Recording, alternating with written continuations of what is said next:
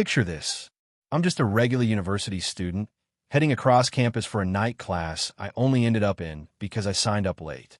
I'm sleepy, annoyed, thinking about dinner, and then I get hit by lightning. Out of nowhere. No clouds, no rain, no warning. Just a blinding flash, a crack, and everything goes dark. Next thing I know, I'm standing in some foggy, throne room version of the afterlife, staring at the reason I'm dead. And apparently, it wasn't supposed to be me at all. The bolt was meant for the guy walking near me. So yeah, of course I lost it. I glared at the misty figure on the throne and yelled, "What do you mean it was an accident? How do you mess up a lightning strike?" The figure cleared his throat like a guilty kid. You have to understand, it really was an honest mistake. I didn't expect the bolt to redirect and hit you instead. I closed my eyes and tried not to explode again. Breathing helped. Barely. "Look," I said, "I get you're some all-powerful cosmic administrator or whatever, but that doesn't mean you get to just accidentally kill me." I was alive. I had a family, friend, a life.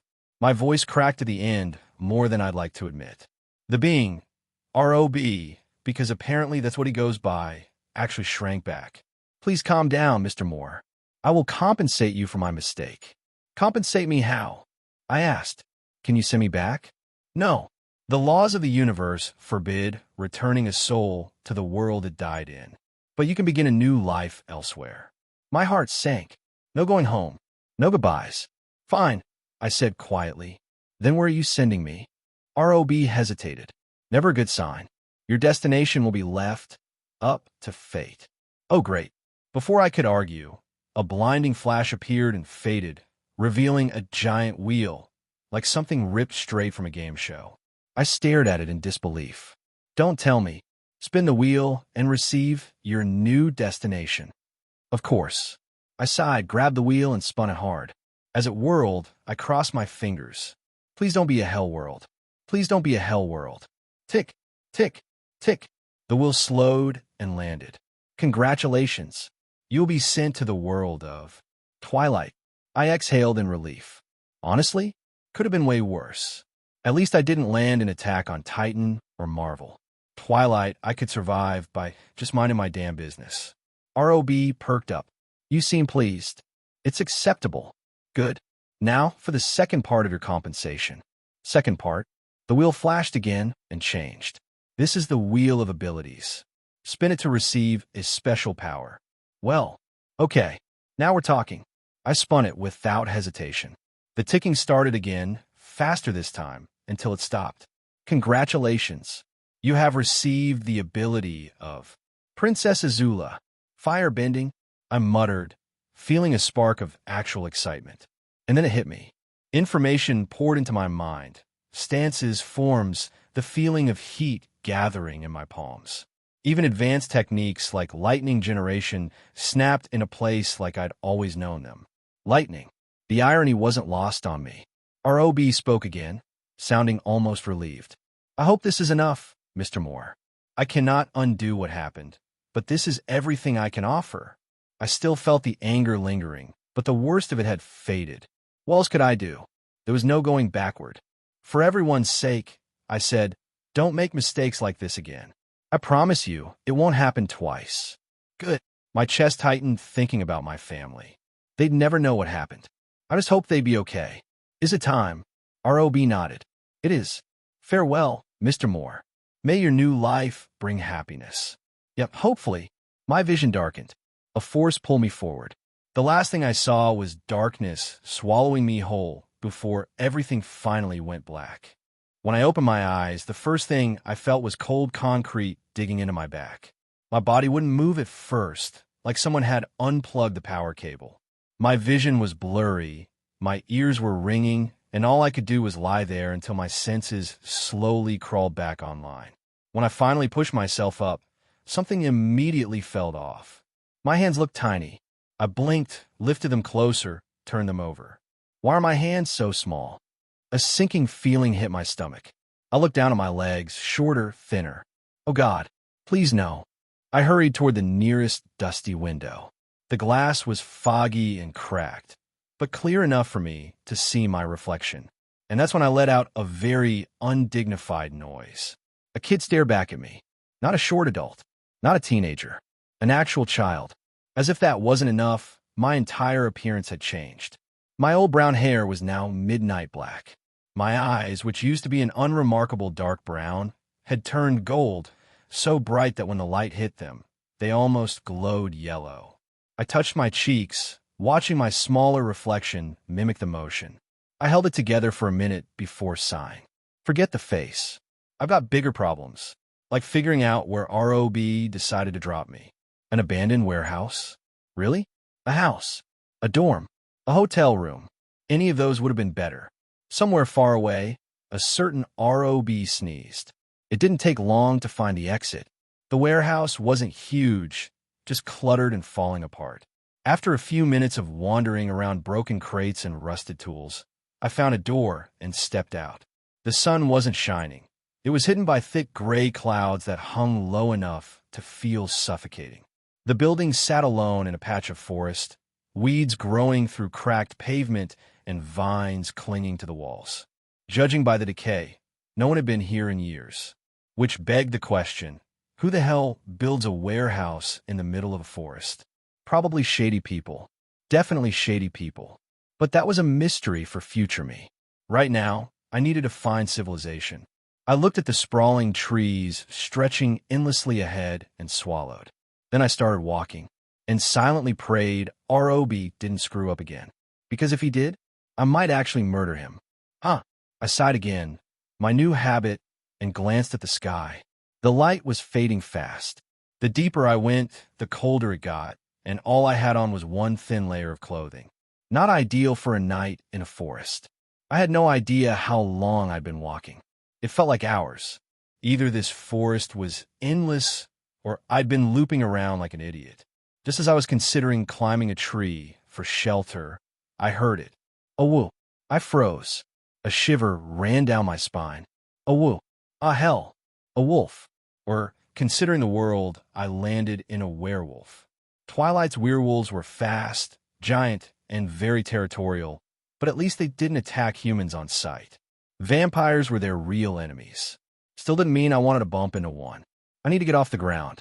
Now, the problem? Trees everywhere, but no cover. That hit me. Trees. I looked up at the tall pine looming above me and remembered Azula's launch technique, an Ozai flying with jets of fire from his feet. I closed my eyes, took a breath, and let the fire-bending knowledge embedded in my mind take over. A roar of heat surged beneath me, blue flames bursting from my feet. The ground beneath me scorched instantly as I blasted upward, shooting through branches and needles until I reached the top. Phew, okay. That was terrifying. Clinging to the trunk, I forced myself not to look down. Slowly, I turned my head and took in the view. Holy! The entire forest opened up beneath me. Mountains stretched across the horizon. The dark clouds framed everything like a painting. It was stunning in a way I wasn't prepared for. And then I groaned, slapped my forehead, and nearly lost my grip. Why didn't I do this earlier? From up here, it was obvious. The forest ended just a little farther ahead. Beyond it was a road, and beyond that, a small town with a large welcome sign and rows of buildings. I stared at it, defeated. Fuck my life.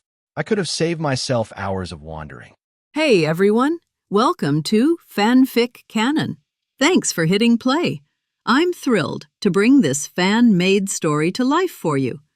If you enjoy the ride and want more narrated fanfics, smash, subscribe, and tap the bell so you never miss an episode. And if you want audiobook of a novel of your choice, join my Patreon. Request any title that's freely available online, and I'll produce a full narration just for you. Now, let's dive into today's adventure. In the outer forest of Forks, members of the Quileute tribe were on their nightly patrols. Darting through the trees in their wolf forms, the tribe members carefully observed every detail of the forest, picking up even the slightest movement. One of the members, a gray wolf, picked up a strange scent coming from one specific direction. He quickly got the attention of the patrol leader and alerted him. The wolves gathered around the scent and imprinted it in their minds before dashing off into the distance, following the trail. The trail went on for several meters until it came to a stop in front of a tall pine tree. The wolves instantly noticed the scorch mark on the ground, and they looked around with a bit of confusion. "The scent stops here, Dan," one of the members telepathically said. "What do we do now?" Dan, the leader of the group, inwardly frowned and sniffed around the tree before sniffing the burnt area. "It's weird. This doesn't smell like a usual campfire. And the scent, there's a bit of it coming from the tree." Dan glanced up at the tree but couldn't spot anything out of the ordinary. Since there was nothing else to go on, they could only end the search. Motioning to his group, Dan said, "Let's go back for now and report it to the chief. Keep your sense sharp and report anything unusual." "Roger that." "Got it." "Understood." After one more scan of the area, the group darted off, back to where they came from. First-person POV. I didn't wait around for the furries. Once I saw them get close, I quickly blasted myself off onto the next tree. And the next, and the next, and the next, all the way out of this never-ending forest. After nearly 2 hours of tree hopping, I had finally closed the distance between myself and the main road. However, before I knew it, the moon was already high in the sky, and the world around me had been blanketed by darkness. As much as I wanted to keep moving, I didn't have the strength to. I was starving and dead tired after using every last drop of my energy to get out of this blasted forest. What I needed most right now was sleep. I picked a suitable tree with thick branches and lay against the trunk, closing my eyes. The temperature of my body dropped as the cool air brushed against it. Shivering, I breathed out a cloud of steam from my nostrils and raised the heat in my body. If I was on the ground, I would start a campfire, but I didn't want to risk attracting unwanted attention. Who knows what kinds of creatures walked around here at night? Ahem, vampires and shifters perhaps. After my body warmed up, I finally felt comfortable to sleep. It didn't take long for my consciousness to fade off into dreamland. General POV. Some kilometers away, in the dead of the night, Alice Cullen suddenly stopped in her tracks and gasped. A vision appeared before her that foretold a possible future. The image of a young man flashed in her mind, as well as an image of boy surrounded by blue flames.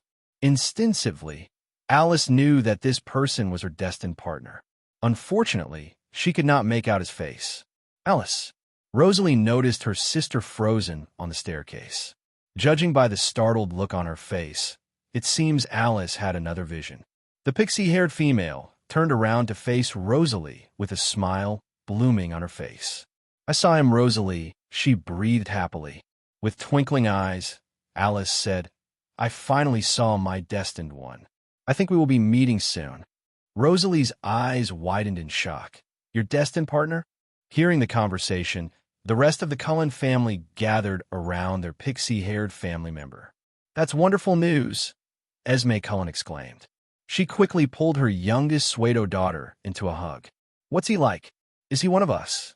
Her question prompted a small frown to form on Alice's face. Pulling away from the hug, she replied, I'm not sure. Although I saw him, I wasn't able to get a glimpse of his face. I only saw 2 images of him, one of a grown man and the other of a child. They were surrounded by blue flames." "Blue flames?" Carlyle frowned. Rosalie looked at her mate, who raised an eyebrow. "Yeah, I don't know what that means," Alice pouted slightly. Releasing a sigh, she muttered, "I wish I could have at least gotten a tiny glimpse at his face." Edward suddenly spoke up. "You say you him as a child. Then could it be that he's still a child?" "I was thinking the same thing." Leslie, Jasper's partner, nodded her head. She looked at Alice and said, "Maybe you couldn't see his face because you two are not supposed to meet yet. I think you'll probably meet him in the future when he's grown up." Alice contemplated over her words and agreed. "Yes, I think you're right. It's a shame, though. I was hoping to meet him as soon as possible," she muttered sadly. Esme rubbed her back comfortingly. "You've waited decades for your mate. Just a little longer shouldn't be too difficult. At least now you know that you will meet him soon." Alice smiled sadly but nodded. Glancing up at the bright moon in the sky, she let out a little sigh. She childishly thought, "I hope he's the man of my dreams." Atop an oak tree, a certain boy let out an unflattering sneeze. "Damn, I hope I'm not getting a cold." First-person POV.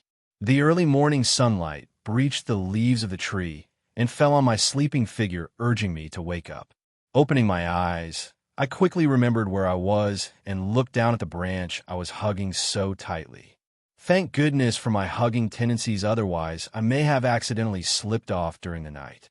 My stomach let out a gurgling sound, alerting me of its starved state. If I was a nature expert, I would have climbed down the tree to search for berries and whatnot, but sadly, I was born and raised city boy. Now, I kind of wished I paid attention when my dad was giving his weekly agricultural lecture at the breakfast table. Alas, what can be done?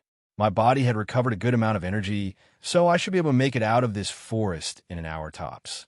Ignoring my ever-growing hunger, I stretched my limbs and rolled my neck around for a bit, getting rid of the stiffness before standing up on the branch and readying my stance.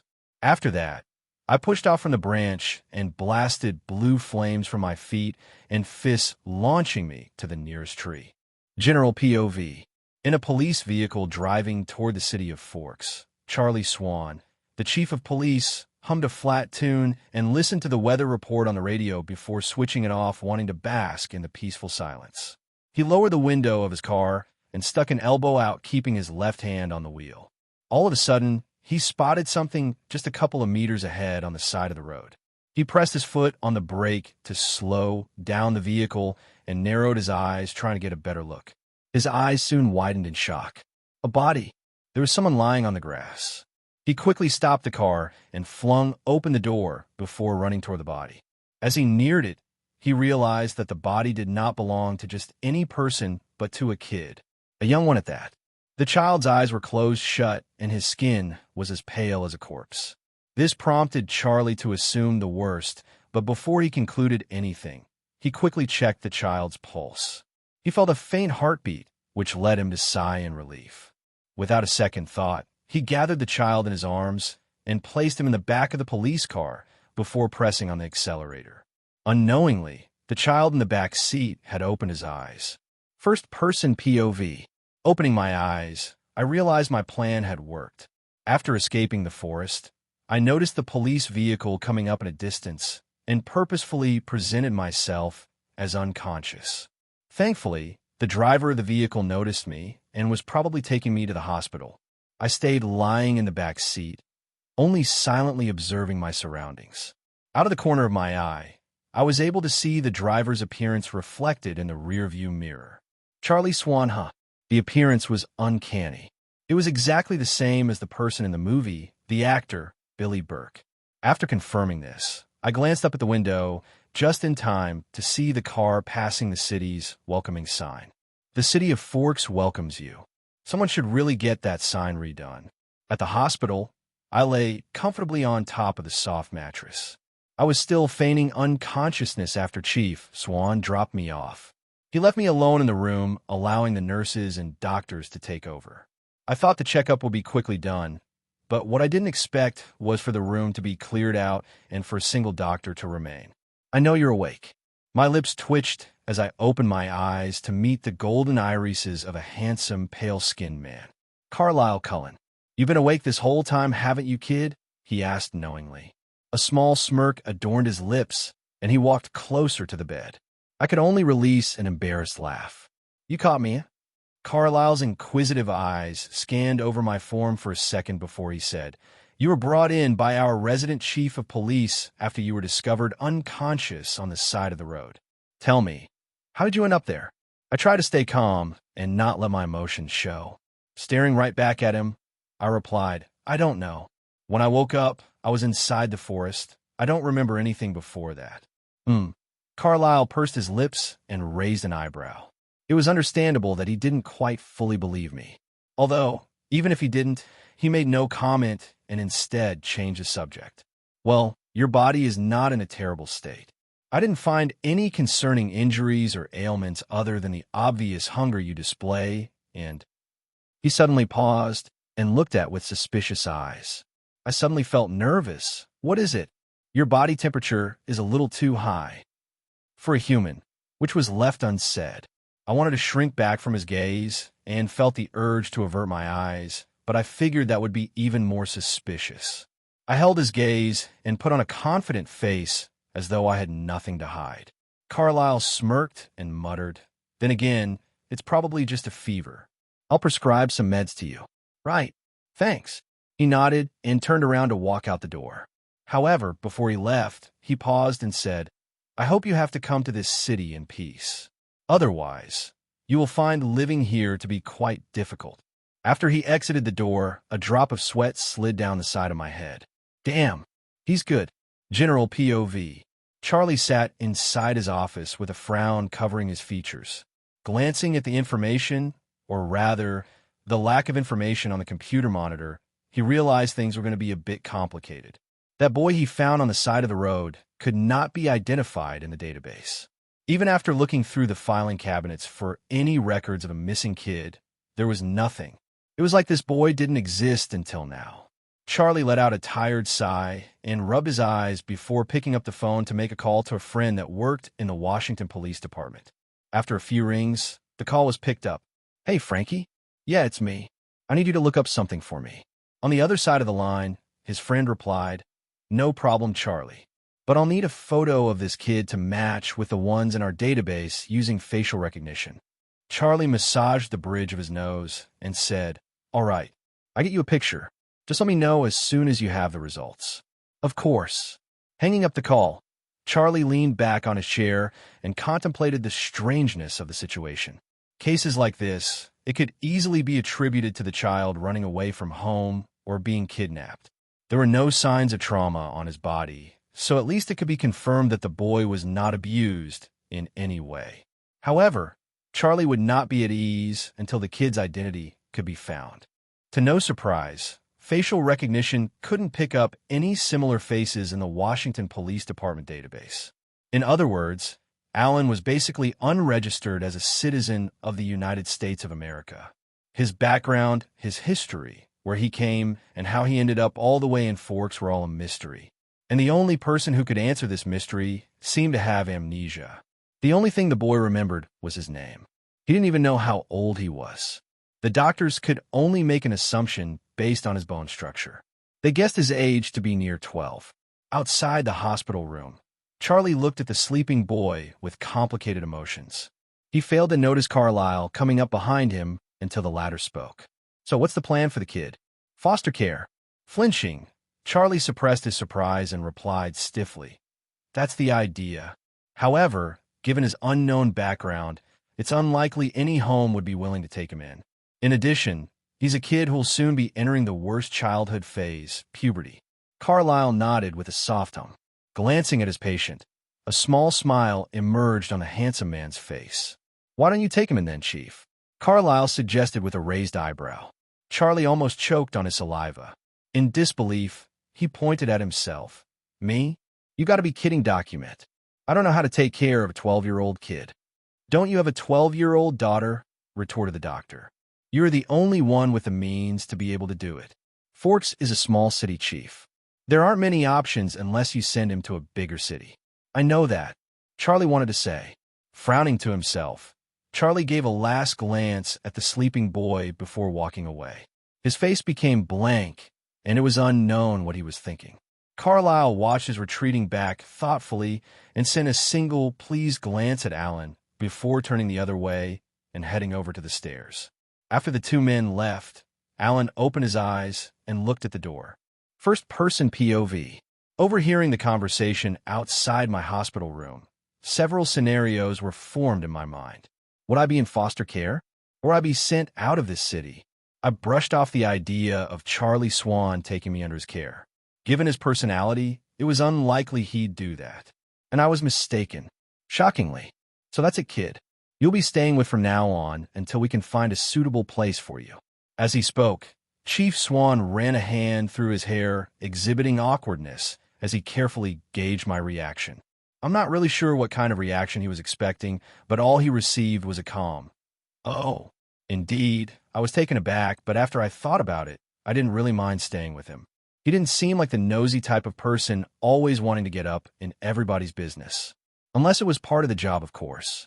Then, after you're discharged, I'll take you to buy some clothes, and then I'll take you home. Thanks, Mr. Swan, I said. He waved his hand and stiffly said, It's fine. We exchanged a few more words before Chief Swan bid me a good night and left. Immediately after, Carlisle Cullen walked in holding a clipboard. I sighed. No need to sound so disappointed, he said, amused by my reaction. I have no intention to dig up your secrets.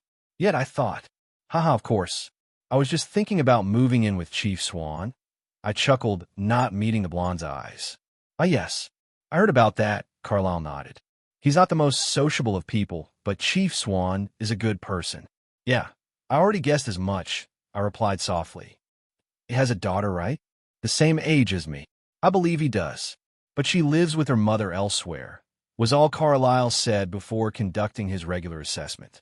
He looked through the reports and said, well, your vitals are all clear. No surprise there.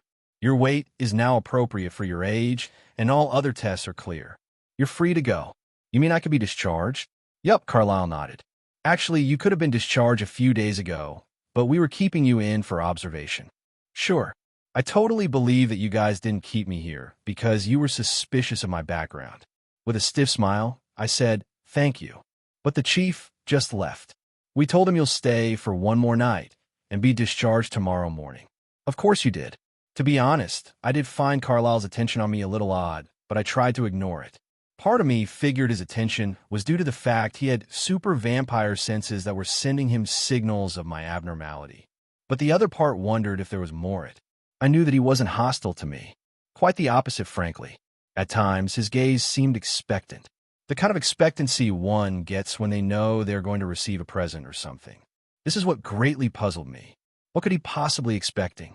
During the night, I spent some time mulling over these thoughts before eventually giving up due to tiredness.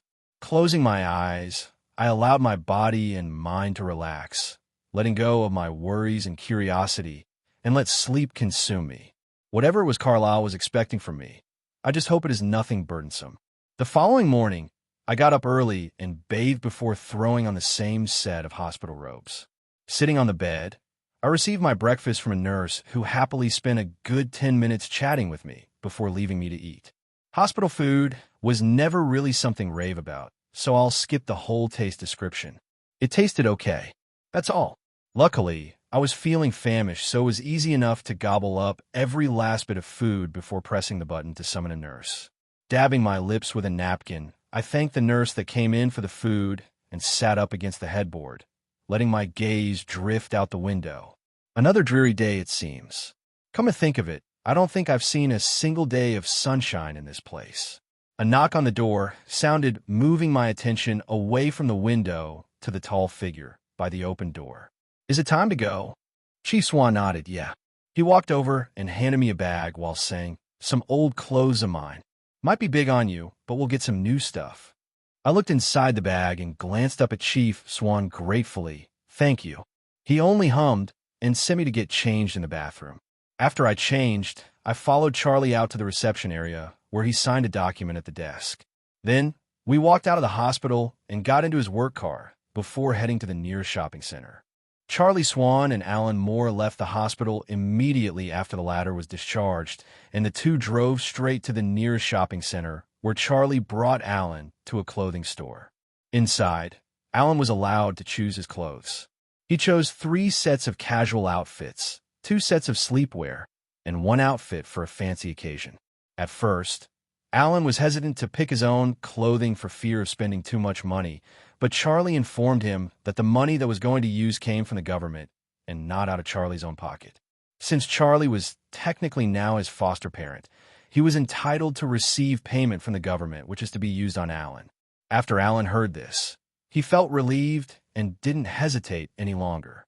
Just to be on the safe side, he didn't choose anything too expensive and instead chose the simplest items to keep the cost as low as possible. He was still just a 12-year-old boy. There was no need to spend extravagantly on a kid. It's not like he was looking to impress anyone. After Alan picked out his clothing items, Charlie paid for it at the counter, and 2 left the store and dumped the bags in the car. Charlie then brought Alan to a shoe store where Alan picked out some sneakers. Once the shoes were paid for, it was time to get some daily necessities such as a toothbrush, hair comb, school supplies, etc. Charlie secretly checked his list of things to buy before ticking each item off. He made sure nothing was missed before taking Alan home. First-person POV. Our shopping trip went well. Glancing at the bag sitting next to me in the back seat of Chief Swan's police car, I was satisfied. Most of the stuff I got was cheap and affordable. I didn't dare demand too much because I wasn't sure how much money the government gave the chief. But was I satisfied with what I got? After we got back to the car, Chief Swan immediately took us to his house in the suburban neighborhood outside the town. The car pulled up on the driveway and came to a stop. I undid my seatbelt and opened the door, stepping out on the concrete path. Still holding the door open, I glanced up at the two-story house, which looked exactly like the one in the movie. The house was quite a memorable one, aside from the Cullens' residence, of course. "Bring your bags. Let's go in." Chief Swan's voice snapped out of my thoughts, and I hastily gathered as many bags as I could and followed the tall man to the front door, where he placed the key in the hole and turned it. The door opened with a slight creak. I followed the man inside and took a minute or so to look around the house curiously. Although many details are pretty vague regarding the movie, the interior definitely felt familiar. Much like everything else I'd seen so far, no doubt this living room was the exact same one from the movie. "It's nice," I said honestly. Chief Swan snorted. "It's old." "True, but it had a weirdly comforting atmosphere." I say weird because Charlie Swan is far from the word comfortable. Besides, although the house was old, it's clear that it was well looked after. "Come, I'll show you to your room," the man said. I nodded and carried the bags, trudging up the stairs behind him. He led me to an empty room that had a single bed in it along with a dressing table and wardrobe. It wasn't decorated and was completely bare. "You'll stay here. There's nothing much here because it was just a storage room until yesterday. You decorate how you want later," he explained. "I got it. Thanks," I responded lightly. I wasn't surprised that he didn't let me stay in Bella's room. I was just a strange boy who appeared out of nowhere. There's no way he'd want me to stay in his precious daughter's bedroom. Don't get me wrong, though. I was fine with this arrangement. Actually, I preferred it. I would have definitely been super uncomfortable staying inside the protagonist's bedroom. And a girl protagonist at that. It just wouldn't feel right, you know? "Leave the bags here. I'll show you around now," Chief Swan told me. I responded with a nod and placed the bags on top of my bed before trailing behind him out the door. He showed me the bathroom, the kitchen, the living room, the laundry, and finally the small backyard. When the tour was done, he set a few ground rules. 1. If I don't know where something is, ask. 2. Don't go into Bella's bedroom. 3. Lights out at 9:30 p.m. No loud noises after 10 p.m. 4. Don't open the door to strangers. 5. No going out without letting him know first and getting permission. Other than those 5, there was nothing else. I didn't find the rules very strict. As far as I was concerned, it could have been far worse. I was someone who knew boundaries, and I definitely wasn't brave enough to push Chief Swan's buttons. Yes, I had special abilities, but I still respected the man. I wouldn't dare use my bending skills on him, no matter how angry I could get. Then again, I had already made a promise to myself to never use my ability on humans. My flames were reserved only for the supernatural. My fists, once trained, will be good enough for humans. Speaking of training, I plan to start working out as soon as possible. Currently, my body lacks strength and stamina, which I would need to utilize my bending. Although the movements of bending fire were ingrained in my body, that didn't mean my body was trained for it. Other than that, I want to train my strength outside of using my firebending skills, just to be prepared for anything. After all, this was a world filled with supernatural beings. One can never predict what will happen when these beings are involved. It's been about a week since I came to live with Chief Swan. So far, it's been good. Chief Swan stayed at home for the first day, and on the second, he went to work leaving me by myself. I doubt he did so out of trust. Most likely, there was no other choice considering I had nowhere else to go. The local middle school was currently on break, but Charlie still had work. I could tell he was reluctant to leave me alone and gave me his phone number in case anything happened, which thankfully, nothing did. I spent a lot of my time just roaming around the house, exercising my growing muscles when I could, and practicing some stances. All of this was done inside the vicinity of the house, as I was afraid there'd be unwanted eyes on me once I stepped out the door. Did they think I wouldn't notice how many people were keeping an eye on me from afar? I couldn't confirm exactly who they were, but I did know they'd been watching me carefully ever since I entered Charlie Swan's compound. I didn't feel any hostility in their gazes, more like they were just keeping tabs on me out of curiosity, which I didn't really mind or care about. It was annoying at first, but I eventually got used to it. I just needed to remind myself to be careful of my actions. As long as they didn't suddenly attack me, there shouldn't be anything to worry about. General POV. The Quileute tribe had received news of the city's newest resident. Billy Black, close friend of Charlie Swan, had heard about the boy who turned up out of nowhere. Out of concern for his friend who was currently taking care of him, he'd asked a few pack members to keep an eye on him from afar. And one of these members happened to be Dan.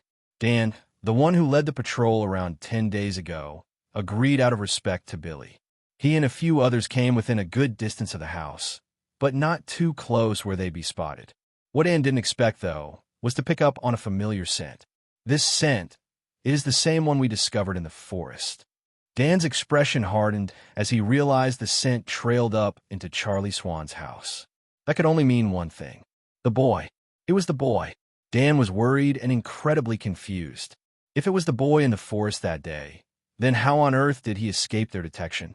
Surely, if he was roaming around near the area, his scent should have still been around. Instead, it had stopped at a pine tree. I'd better report this back to the chief, he thought. Giving one more suspicious glance at the house, he shifted into his wolf form and dashed off. First-person POV. Sitting on the floor inside my bedroom, my legs were crossed with my hands resting on my knees. My eyes were tightly shut as I breathed in and out calmly. I was meditating in an attempt to feel for chi in my body. At least, that's what I'd like to think I was doing. To be honest, I was just breathing in and out deeply. Feeling energy in your body is a lot harder than it sounds. My journey to becoming the next Iroh was a long one. And yes, I'm talking about Uncle Iroh in Avatar. In his time, he was the most powerful firebender, one that was probably more powerful than Lord Ozai. He understood the concept of bending on a whole different level, and his knowledge expanded to the other three elements. I wanted to reach his level, or maybe even higher, but I knew it would be difficult since I was on my own. There were no books to read about such things, nor was there anyone to help me. I needed to rely on myself. And I'm sure you must be wondering, why am I trying so hard? This is just Twilight, right? My answer to you would be, it's because I want to be prepared for anything and everything. I mentioned earlier of how unpredictable a world of supernaturals could be, and that is the main reason. Other than that, with my presence in this world, there is no doubt that some butterfly effect will occur or has already occurred. I have no reason to get involved with the Cullens or the Wolf Tribe right now, but one can never predict how things will change in the future. I know that one of those two groups have been watching me, so the possibility of me confronting them isn't too far off. I just hope that when the time comes to meet them face to face, a fight won't break out. General POV. The following day, Charlie Swan and Alan received a visitor. Looking at the tan-skinned, middle-aged man on the wheelchair and boy standing next to him, Alan suddenly felt a minor headache coming on. Billy Black and Jacob Black. I should have expected this, Alan thought. He forgot how Billy and Charlie were close pals. Even if the latter had no idea the real identity of the former, they were as thick as thieves. Hey Charlie, long time no see, Billy Black grinned. He swept a brief glance at Alan, standing behind Charlie, his eyes narrowing slightly in the process. Heard you picked up a boy. News travels quickly. Charlie responded with a similar grin. He gestured to Alan. His name's Alan, a kid I found on the side of the road. Alan, this is Billy Black and his son Jacob. Billy's an old friend of mine. Alan looked at the two wolves and smiled politely. Nice to meet you. Likewise, kid, Billy replied. He looked at the boy with contemplation before motioning to his son. This is Jacob, as you already know. He's around your age. Alan and Jacob suddenly made eye contact, prompting the former to grin and the latter to nod. Why don't you two boys play a bit of catch-eye? Billy and I are going to talk, Charlie said. What do you think, Jacob? The two boys nodded simultaneously. Alan was curious to know what the men would be talking about, but held himself back from asking. Instead, he obediently retrieved a baseball and gloves from Charlie's shed and led Jacob to the yard. In the backyard of the residence, the two boys Jacob Black and Alan Moore, stood at two opposite ends of the grass. Each had a glove on their left hand, and they passed the ball with their right. No words had been spoken between the two, yet, as both did not know how to start conversation. Alan felt a little ashamed, though. Considering he was the older of the two, both mentally and physically, he figured he should be the one to say something.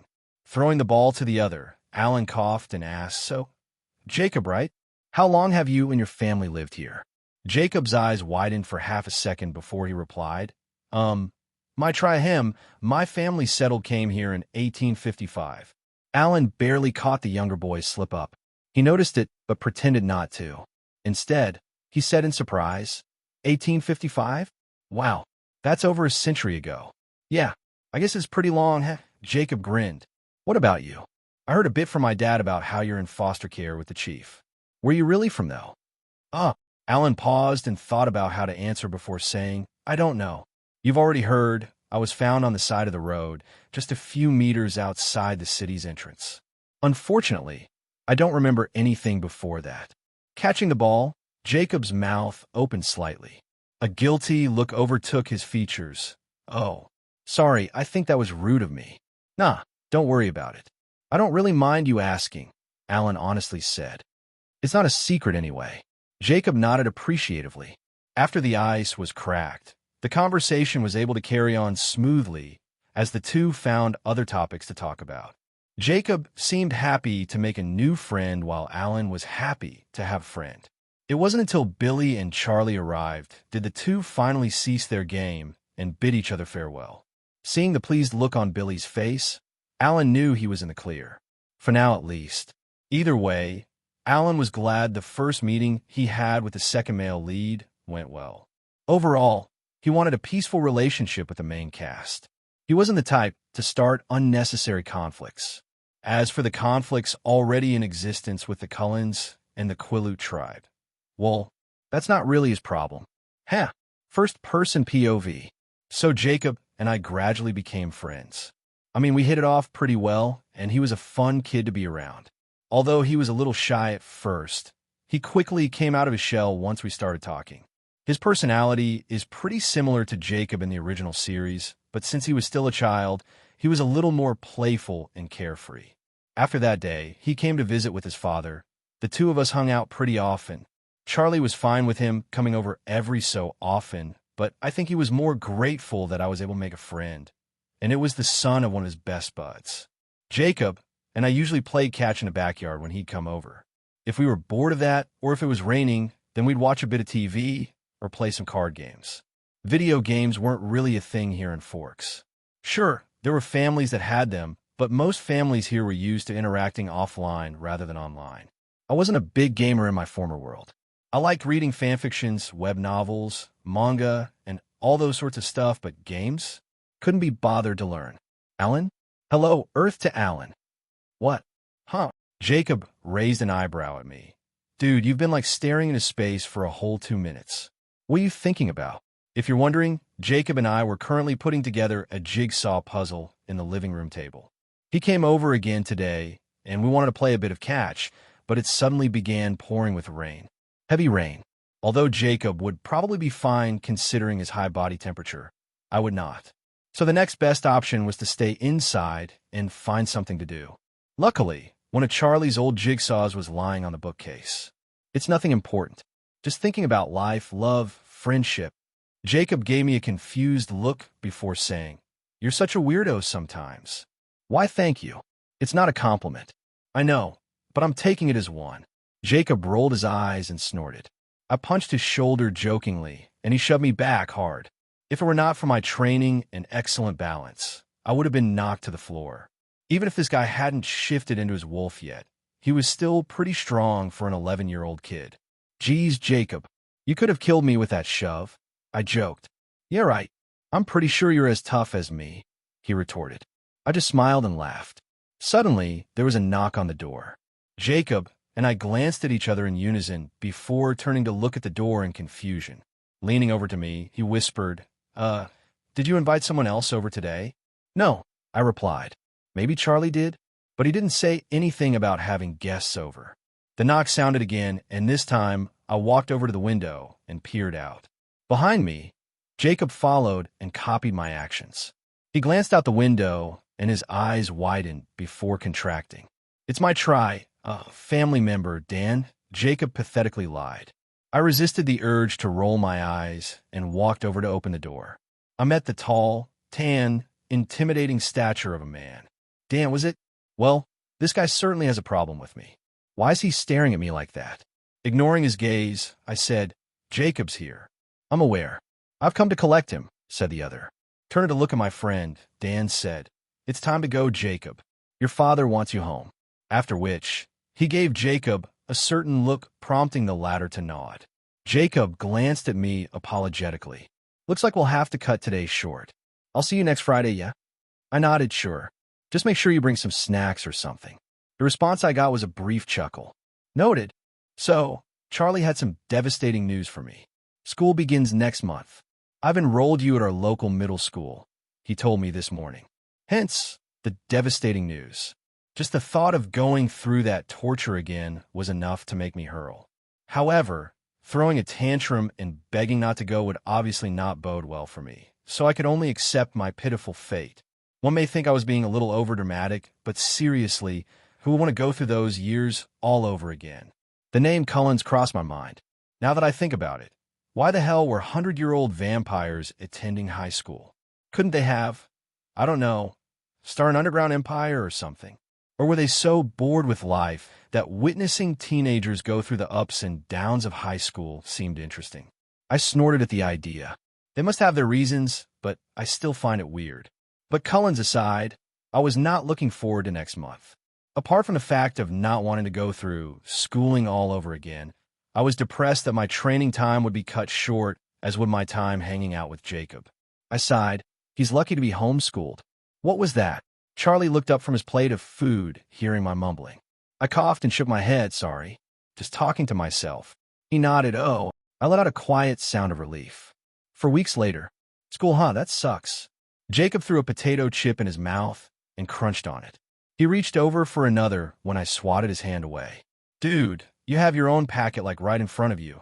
I scowled unhappily. Jacob showed me his empty packet, shaking it upside down in the air. Unbelievable, I muttered. He ended up stealing 2 more chips, much to my annoyance. The 2 of us were currently sitting on a park bench, eating snacks after playing some basketball in the nearby court. As usual, the sky was covered with clouds, and the air was cool and windy. However, since I just played, I couldn't feel the cold just yet. But seriously, Alan, I totally forgot you needed to go to school like me, Jacob was saying. Why's that? I'm a kid, aren't I? Well, yeah, but sometimes it just feels like you're older, you know? I'm not sure how to say it. Jacob mumbled the last bit. A drop of sweat slid down the side of my face. And no, it was not sweat from exercise in my body. Here I thought I'd been acting well, but it seems I've still managed to slip up a few times. Coughing to hide my nervousness, I said, I'll take that as a compliment. Jacob merely rolled his eyes in response. Of course you would. I shoved his arm jokingly, and the 2 of us burst into chuckles. Glancing at my watch, I sighed. It's time for me to leave. School starts tomorrow, and Charlie wants to have a talk with me. He's probably worried about me fitting in. Jacob snorted. If he knew the real you, he wouldn't be worried at all. I smirked and grabbed my bag before waving goodbye to him. See you later, Jacob. Charlie did indeed have a talk with me that night. He just went over a couple of things about school, making friends, listening to teachers, and all the usual yada-yada stuff. I listened for the most part, but sort of zoned out when he began a rant on how it was okay not to fit in on the first day. For a guy who hardly spoke, he sure spoke a lot when he wanted to. Personally, I wasn't too nervous about school. I was annoyed that I had to go, but I wasn't scared or anything. I mean, how dangerous could a bunch of kids be? But I don't think it should be too difficult to fit in. Kids are easy to get along with once you know what their likes and dislikes are. At least, that's what I think. Standing in front of the school gates, I glanced up at the not-so-big building and exhaled before walking inside. Beside me, Charlie was looking around, seemingly for the office. It's this way, I said, pointing at the map at the entrance and then in the direction. Charlie followed my line of sight and nodded. Oh, right. Let's go. Eventually, We found the principal's office where Charlie and I entered. General POV. After the talk with the principal, Charlie mumbled a stiff goodbye before taking off to work, leaving Alan standing alone in the hallway. The boy looked at his schedule before walking toward his locker, where he used the given combination to unlock it and throw in the stuff he didn't need. Out of the corner of his eye, he noticed a basketball hurtling toward him, prompting him to lean forward, letting the ball pass behind his head. "Oh, sorry," a young voice yelled out. The voice belonged to a boy with brown hair and eyes. He jogged over to Alan and awkwardly apologized. "Sorry, I didn't mean to throw at you." Alan didn't think he was lying, judging by the kid's sincere expression. Thus, instead of getting mad, he smiled and replied, "It's fine. A warning would have been nice, though." "Huh," the boy chuckled nervously. Then he stuck out a hand. "I'm Sean. Sean Wells." Alan shook his hand. "Alan Moore. New kid, huh? Hey, if you need someone to show you around, you can ask me."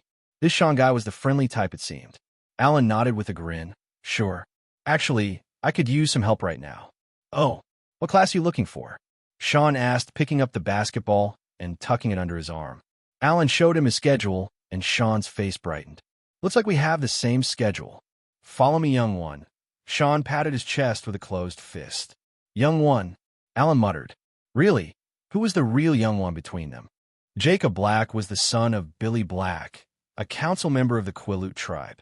As the youngest of the family with two older sisters, plus being the only boy, Jacob's life growing up could be said to be rather smooth sailing.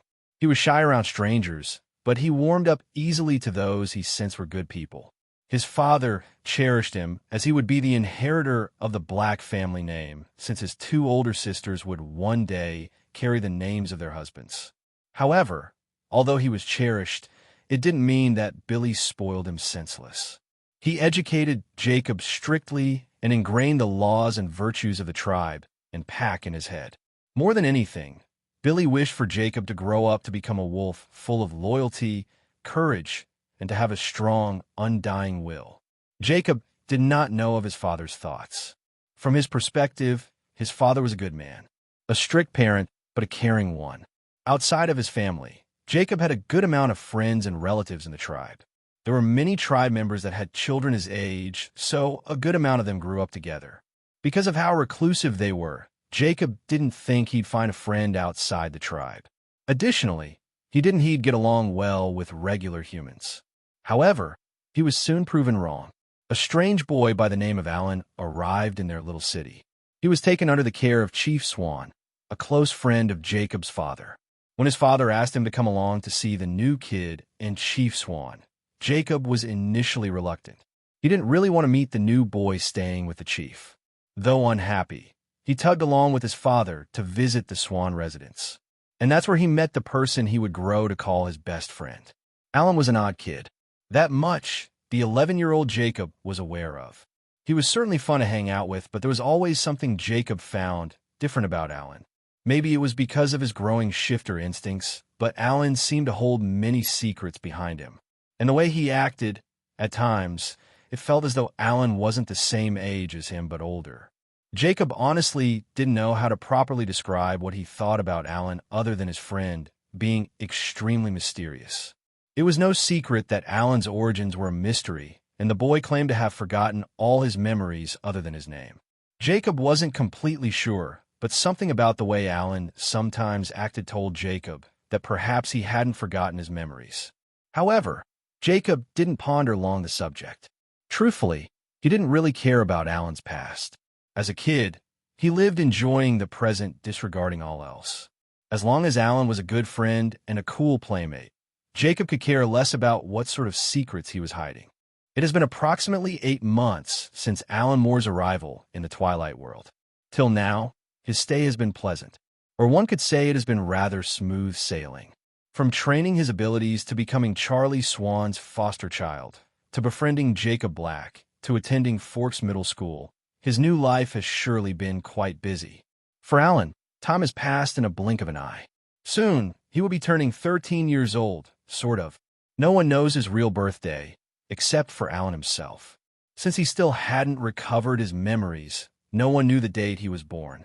However, Charlie suggested they make the day that he was found outside of Forks the date of his birthday, which was at the end of July. It was a little sad that he couldn't celebrate his real birthday, but Alan was happy Charlie was willing to make one up for him.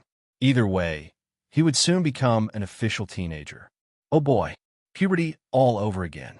Well, Alan wasn't too worried. Considering his real age, going through that whole phase again shouldn't be an issue, right? First-person POV. Summer break was here. With school out, I have finally found time to fully focus on my training. Meditation has really helped me improve my breathing and mentality. I still have trouble feeling chi flow throughout my body, but I'm slowly getting there. I think the eyes watching me from the dark have dispersed, giving me the freedom to practice my flames in the backyard. And I have to say, it was a wonderful feeling. It was basically the same feeling of finally shitting after a long day of constipation. Bad analogy, but you get it.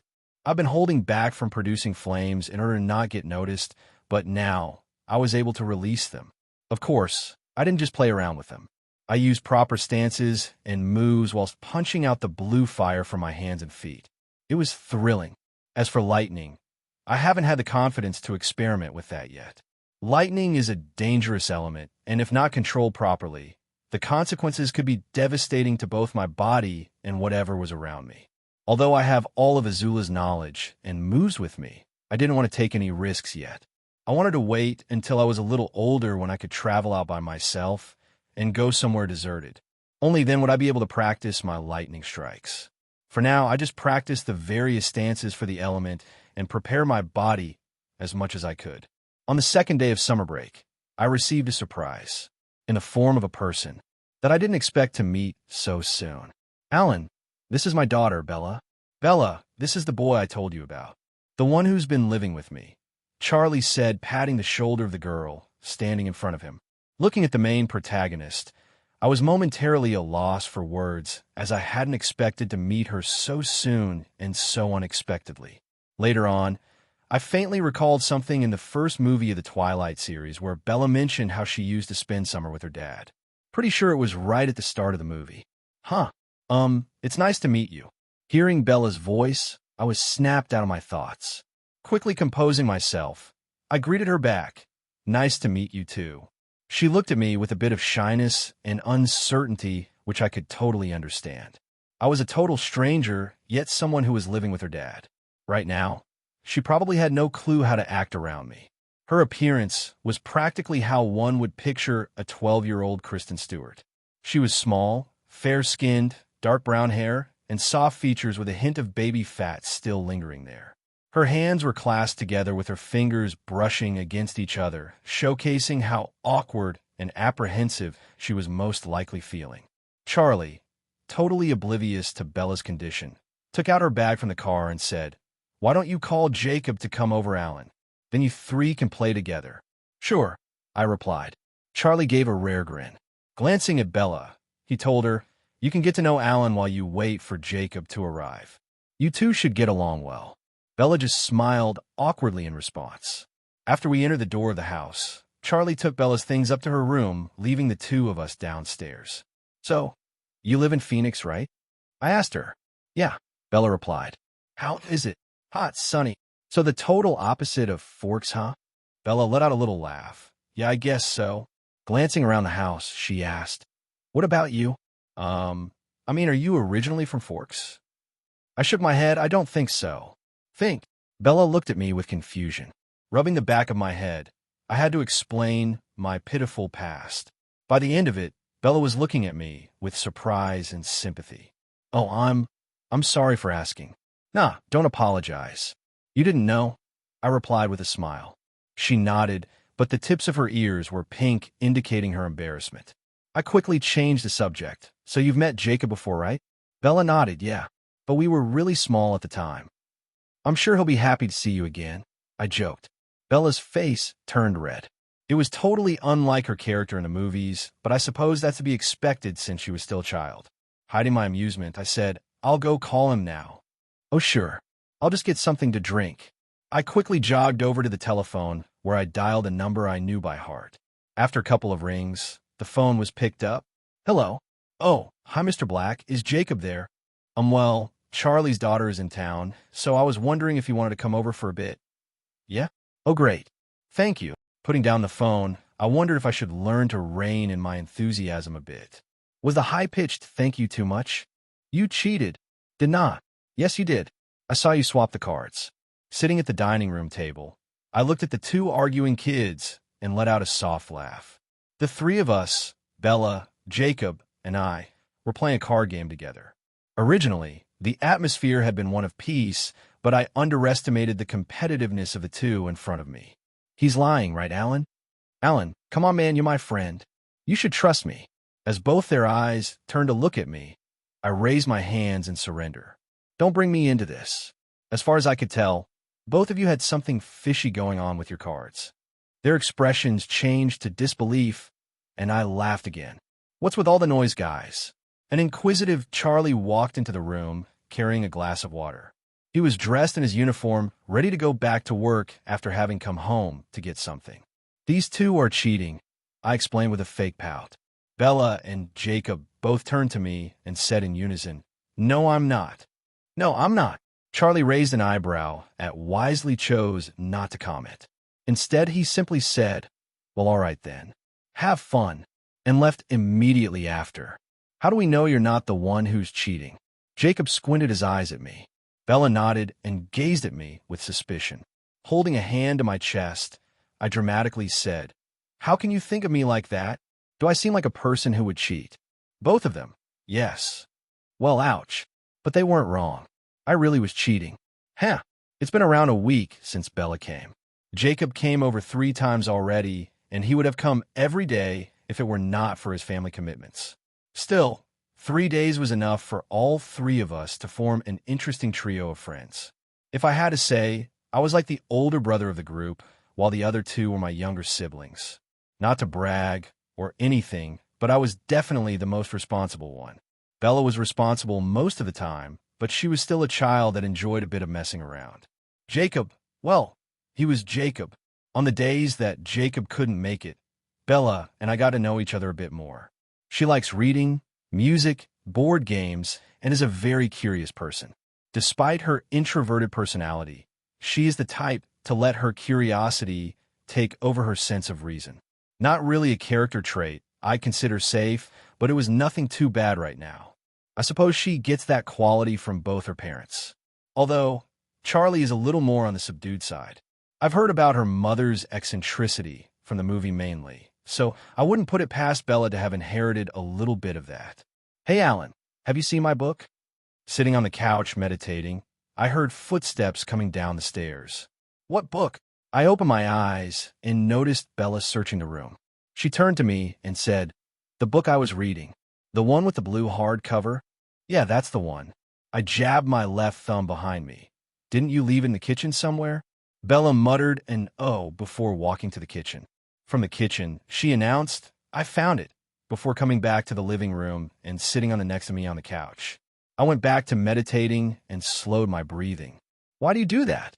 I heard Bella ask. Without opening my eyes, I replied, "It calms me." "Oh, but you don't seem to the type that needs calming." I cocked open an eye to look her. "What do you mean?" Bella tilted her head slightly. "Nothing. It's just, you already seem pretty mature. Even though we're the same age and you like joking around, I sometimes feel as though you're way older than me." "Huh." Jacob said the same thing. "I suppose I should be grateful you think of me as such." Bella pointed at me. "See? It's stuff like that that makes you sound older than me." "Who speaks like that?" "Like what?" I was baffled. Was my speech weird? She just huffed in response. "Never mind. I'm too lazy to explain." She went back to reading while I was left with many questions. Do I really sound old? Do I speak too formally? However, I soon realized that I, too, was too lazy to think about it anymore. Shaking my head, I went back to meditating, and the subject was dropped there.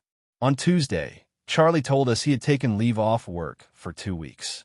He wanted to spend some time with Bella before she went back to Phoenix. Between the 2 of them, it was hard to say whether or not they interacted well, but I wasn't one to butt in.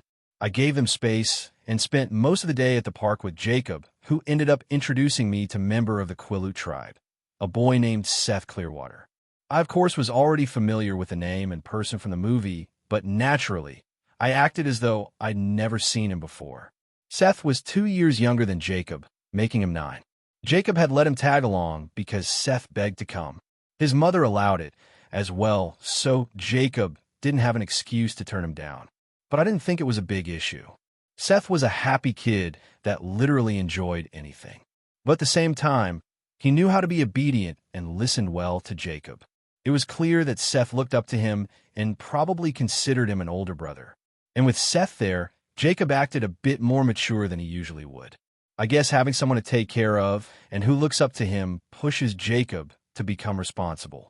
As for me, as long as he didn't cause trouble, I didn't mind Seth playing with us. Plus, I liked the extra company. The more, the better. In the forest of forks, several blurry figures dashed through the trees. With glowing eyes, pale skin, and elongated canines, these figures snarled as they chased their target. The group came to a cliffside where, one after the other, they used their inhuman strength to push themselves off the ground and launch themselves to the other side where their target was. Without waiting for the others, the first group member jumped, landed elegantly, and continued the chase knowing his companions would be able to catch up. "Damn it, this bastard is fast," growled a frustrated Emmett Cullen. Behind him, Jasper grunted in agreement. The 2 male vampires were at the front of the group, tracking their prey. Behind them were their mates. Only Alice and Edward did not come, as they had other matters to attend to, leaving these 4 to chase down the rogue vampire that snuck into their territory. At this moment, though, Emmett wished Edward was with them, as he was the fastest runner of the lot. Emmett was the strongest, but his speed lagged behind Edward's, which he grudgingly admitted. "Turn left," Jasper instructed. The group followed his instructions and changed direction. The scent was getting stronger, meaning they were close to their target. Up ahead, a man dressed in a pair of jeans and a white t-shirt was running away from his pursuers. His eyes were bloodshot, and on the side of his mouth was dried blood from his latest victim. Looking over his shoulder, he noticed the Cullen siblings gaining on him, and he let out a snarl. Fuck! His brother had warned him not to go messing around in the Cullens' territory, and that was exactly what Rowan had done. He had always looked down on the Cullens for their way of life, which, in his opinion, showed nothing but cowardice and weakness toward humans. But he had greatly underestimated their strength and viciousness. After his murder of 2 humans inside Forks, the Cullens had been after him along with the shifters that guarded this place. It was only 1 human, damn it. What's the big deal? Rowan couldn't understand why he was being held as a criminal when their kind was clearly of higher rank than filthy humans. Shouldn't it be like this? Vampires were a race above humans. Didn't they have the right to do as they pleased? It was his warped mindset that caused him to become the prey instead of a hunter. Damn it all, he thought angrily. If only that fucking kid hadn't found the body. If a certain kid hadn't found the body of his victim, he could have had a few more meals before taking off. Sadly, his feast was cut short due to a miscalculation on his part. Rowan growled and thought, if I can get my hands on that kid, I can have my revenge. But first, he needed to get rid of these damned pursuers of his. A day earlier. It's been a week, Jacob. You can't still be sulking, can you? Rolling his eyes at his friend's forlorn expression, Alan couldn't help but comment. In response, Jacob sent him an annoyed glance before turning back to stare out the window, like someone who was abandoned by his lover. It's been a week since Bella left, and Jacob, that poor love-struck soul, felt her absence more than anyone else did. Honestly, it was a little unbelievable how head over heels he was for her. The movies didn't touch on their childhood, so Alan couldn't be sure as to whether or not Jacob acted the same. Unfortunately for the little shifter, Bella had no clue about his affection for her. You do know you can just call her, right? Alan muttered in a deadpan voice. Phones do exist. Like the sun rising after a dark night, Jacob's expression visibly brightened. Oh, you poor love-struck fool, thought Alan. Sadly, you are not meant to be together. Alan didn't think his presence would change the main couple's relationship. After all, it was clear that Bella could only see Jacob as a friend. Perhaps after this summer, she would see him as a brother. But as a romantic interest, Alan felt it was unlikely. After Jacob disappeared from the living room to look for Charlie, Alan turned to Seth, the new addition to their friend group, who was sitting obediently on the floor, watching TV. "Hey, Seth," called Alan.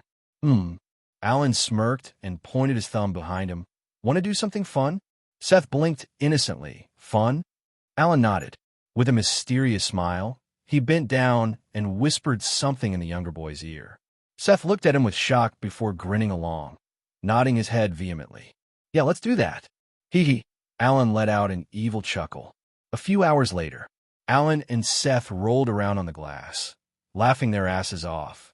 In front of them, a drenched Jacob with glitter all over his body and flour dusted on his face glared at them with utter anger. "Why, you jerks!" he growled. "You are both so dead." Wheezing from his stomach, Alan pointed at him and said, "You look ridiculous," before letting out an unattractive laugh. Seth copied his words from behind. "Ridiculous." Jacob stared at the youngest of the group in absolute horror. It seems that the worst has happened. Seth has been influenced by Alan of all people. It was a nightmare in the making. Jacob should have never let them meet. What am I going to tell his mother? Jacob groaned inwardly. He sent another scathing look toward the mastermind of this prank and said, "I'm telling Charlie about this." "Ah, don't be like that," Alan fake pouted. "And then I'll have my revenge," continued Jacob. "Just wait, Alan, Seth. I'll definitely pay you back for this." "Yeah, I get it. I'm looking forward to your so-called revenge," teased Alan. Unfortunately, neither boy noticed someone staring at them with a glare and crossed arms. Only when the man cleared his throat did the trio turn to look behind them. Standing in the doorway, looking at the mess in front of him, was none other than Chief Swan. Suddenly, Alan froze. "Ah, crap. Alan, explain this mess. I'm so dead now." Naturally, the result of their activities landed the three boys a stern scolding from the chief of police. The punishment was not severe, to their surprise. Other than giving them a warning, Charlie only ordered them to clean up their mess and reflect on their actions, eyeing Alan in particular, whom he guessed to be the mastermind of the whole antic. The other two wouldn't dare pull off such things within his home otherwise. Jacob received a scolding as well, despite being completely innocent in the matter. He didn't forget to send a scathing glare at his friend, who feigned innocence.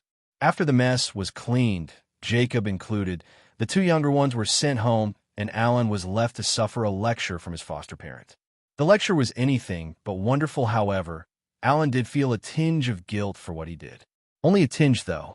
From a person who has lived and suffered through the phase of adulthood, which consisted of depression, negativity, and self-doubt, it was refreshing to be a child again. Of course, Alan wouldn't go too far in his games. This prank was more of a one-off thing for now. Jacob was simply too gullible for him not to tease. It was currently 6 p.m. in the evening. Being a Thursday, it was basically the no-cook day for Charlie, which meant that the two would be eating out at his favorite restaurant called The Lodge. Stepping out of the house, Alan rolled up the zip of his jacket and glanced at the sky, which was slowly turning dark. He wasn't sure why, but something about tonight felt ominous. "Get in the car. I'll be there shortly," Charlie told him as he went back into the house, presumably having forgotten something.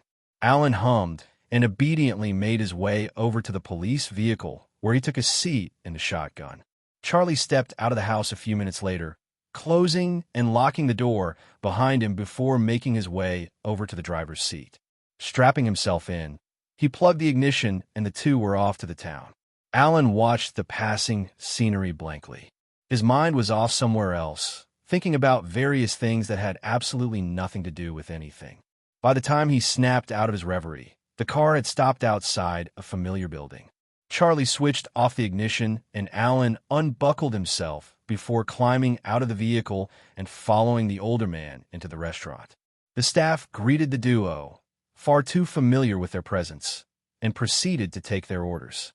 Charlie went with his good old steak and cobbler, while Alan opted for a simple burger and fries. Knowing the food would take a while to come, Alan asked Charlie for permission to walk around a bit, feeling a little stuffy in the restaurant. "Sure, but don't go too far," was the reply he received. Relieved, Alan thanked the man before quickly disappearing outside the door. It was cold, The night air in Forks always was. Breathing out, Alan secretly used his bending to warm up his body as he leisurely walked around the area. The street was quite empty, with there being little to no pedestrians or cars on the road. So the walk was filled with silence. Peaceful silence. It was nice to take quiet walks like this once in a while. It made Alan feel a sense of relief and contentedness, allowing him to get lost in his thoughts and reflect on several things. It's a shame, though, that this time his self-reflection was cut short. Passing a section of the street, Alan suddenly stopped in his tracks, smelling a thick scent of blood. A frown fell upon his features. The area he was standing in was dark, and it was filled with bushes that had spilled over from the unkempt street garden and a dumpster. His first thought was to ignore it and mind his own business, but the nuisance called a conscience mixed with curiosity urged him to go and investigate. Huffing a little, Alan followed the scent, stepping through the bushes into an unseen area from the road. It was a brief walk from there, as he didn't have to go far to find the source of the smell. Buried under a pile of dry leaves and twigs lay a corpse that was covered in blood. His neck sported 2 bite marks. His body looked incredibly skinny, and there were wounds and marks covering his entire body. In short, it looked downright terrifying. Swallowing back the rising bile in his throat, Alan closed his eyes. Welp, looks like I won't be sleeping for a while. The time of death couldn't be more than a couple of hours ago, said the forensic pathologist examining the body. And what about the cause of death? Charlie asked, a troubled frown etched on his face. The forensic pathologist hesitated before saying, I will have to conduct a full autopsy to be sure, but for now, it appears that the man was a victim of an animal attack. Animal attack. Charlie's face contorted further. Scanning the body, he pointed at the neck and asked, what about those 2 bite marks? What kind of animal would have caused those? That is, the forensic expert was unsure. It could belong to a snake, judging by the size of the marks, but I cannot be certain until I have conducted a full autopsy. Yes, you've said that already, Charlie muttered with annoyance. Packing up his equipment, the forensic pathologist apologized. Look, Chief, I really want to tell you, but this is something I haven't seen before. I've seen the bodies of victims of animal attacks, but none of them was similar to this. This victim, it's like all the blood in his body was removed, causing his organs to stop functioning. And these wounds look like he underwent some form of torture. His words only caused Charlie more worry. Should the community find out about this, they would definitely panic. But what he was truly worried about was Alan, who accidentally stumbled across the corpse. Of all people, it had to be a 12-year-old child who found it. If this caused him to develop trauma, Charlie would honestly have no idea what to do. Part of him would blame himself. I should probably go and check on him, the man muttered. After watching the body get bagged, he told his colleagues to go ahead to the station while he took Alan back home. Thinking about that boy, Charlie released another sigh. A vampire. It was definitely a vampire that killed that man. The 2 bite marks on the neck and a body that looked like it didn't have any flesh. And considering what world this was, it was the only explanation I could come up with. However, if I recall correctly, there was no mention of this event in the movie. I haven't read the book series of Twilight, but I don't think it was mentioned there either. And now that I think about it, many things in this world held a slight difference from that of the movie. I can only think of 2 reasons as to why this may be. Either I was in an alternate universe of Twilight, or my presence has affected many things. In that case, there was no way I could be certain that things would progress the same as the canon. Slumping down on my bed, I looked at the ceiling and sighed. All of a sudden, there was a knock on my door. Kiddo? You there? Ah, Charlie. Sitting up again, I walked over to the door and pulled it open. Hey, Charlie. Judging by his troubled expression, I already knew what he had come here for. Clearing his throat with a soft cough, he rubbed the back of his neck and asked, do you have some time to talk? If this is about what I saw, I can assure you that I'm fine. No, I wasn't, but like hell I was going to say that. Unfortunately for me, Charlie Swan was persistent when he wanted to be. No, I think we should talk about it. Seeing something like that would be traumatizing for anyone, the man said solemnly. Biting my lip, I opened the door wider to let him in. As much as I hate to admit it, I was disturbed by what I saw. I mean, I know what kind of world this is, but that doesn't mean I was prepared for such sights. Seeing dead bodies on TV versus seeing them in real life are two entirely different experiences. It was almost haunting. The talk with Charlie was awkward, as expected, but I could tell that he was truly looking out for me. Certainly, the man was worried about me, and I understood that. I was grateful he cared enough to want to comfort me, but I was embarrassed to show him what I was truly feeling. Can you blame me? At the end of the day, I was a grown adult possessing a child's body. As adults, we have our pride, and we have trouble expressing our emotions. In many of the fanfictions and novels I've read, the protagonists are never fazed at the sight of death. But this is different. This is reality. Growing up in a peaceful environment, yet having to witness such a gruesome scene will undoubtedly impact my mind whether I want it to or not. Every time I picture that corpse in my mind, a shiver runs down my spine. Somehow, I just know that this case wouldn't pass over easily. General POV. Present day. Having escaped the Cullens' pursuit temporarily, Rowan took shelter at an abandoned warehouse. With the Quileute tribe and the vampire coven after his ass, it wouldn't be easy to leave Forks unscathed. On top of that, the humans were also in search of him despite them not knowing his identity. Everything would have been fine if that body wasn't discovered. Rowan knew it was some unfortunate brat that found the dead body of his victim, and he hated the kid to no bounds. Because of him, his life was now in danger. Rowan was as petty as he was prideful. Although it wasn't technically the kid's fault that he was discovered, he needed to place the blame on someone. He wanted revenge. He wanted to rip out the eyes of that child and sink his teeth into the brat's neck, draining his body of life. He also wished to torture and humiliate the human child until he would break. Just thinking of the pleasure he would feel once he had that child within his grasp was enough to fill him with ecstasy. Little brat, just you wait. Muttering to himself, Rowan ran a hand through his red locks and let out a low chuckle. Hours after the chase in the forest. At the Cullens' residence, the atmosphere was tense. Rosalie Hale and her mate, Emmett Cullen, sat side by side on the sofa with troubled expressions. Jasper and his mate, Leslie, were also seated there on the sofa chair. "What are we going to do now?" asked Leslie with a sigh. Rubbing a hand down her face, she muttered, "I can't believe we lost him." "He was a fast one," Emmett mumbled. "A tricky one as well." His emotions were filled with bloodlust. Jasper commented. Wrapping an arm around Leslie's waist, he said, "From what I felt, the rogue is planning something that definitely involved another senseless killing." Rosalie questioned, "Of who?" "Another innocent. Perhaps of the person who caused him to get caught." The voice of Carlyle entered the room. Turning around, the four younger vampires saw their guardian walking into the living room holding a newspaper. Carlyle dumped the paper on the coffee table in front of them, and the four glanced at the headline. "Police Chief's foster son discovers dead body." Rosalie was shocked. "You don't think?" Carlyle pursed his lips. "I do. That means his next victim is most likely." Jasper paused before stating, "Chief Swan's foster child, Alan Swan." "That explains the bloodlust I felt," Jasper said. "He's going to seek revenge." Leslie couldn't understand. Wearing a deep frown, she said, "But why? I mean, it's not like it was the kid's fault that his victim's body was found, right?" "Technically, it is, and technically, it isn't," Carlyle replied with a sigh. "The rogue's a lunatic. That's all that matters." Emmett couldn't help but mutter. Clenching his fists, he said, "We have to find him before he finds the kid." "We must," stated Rosalie.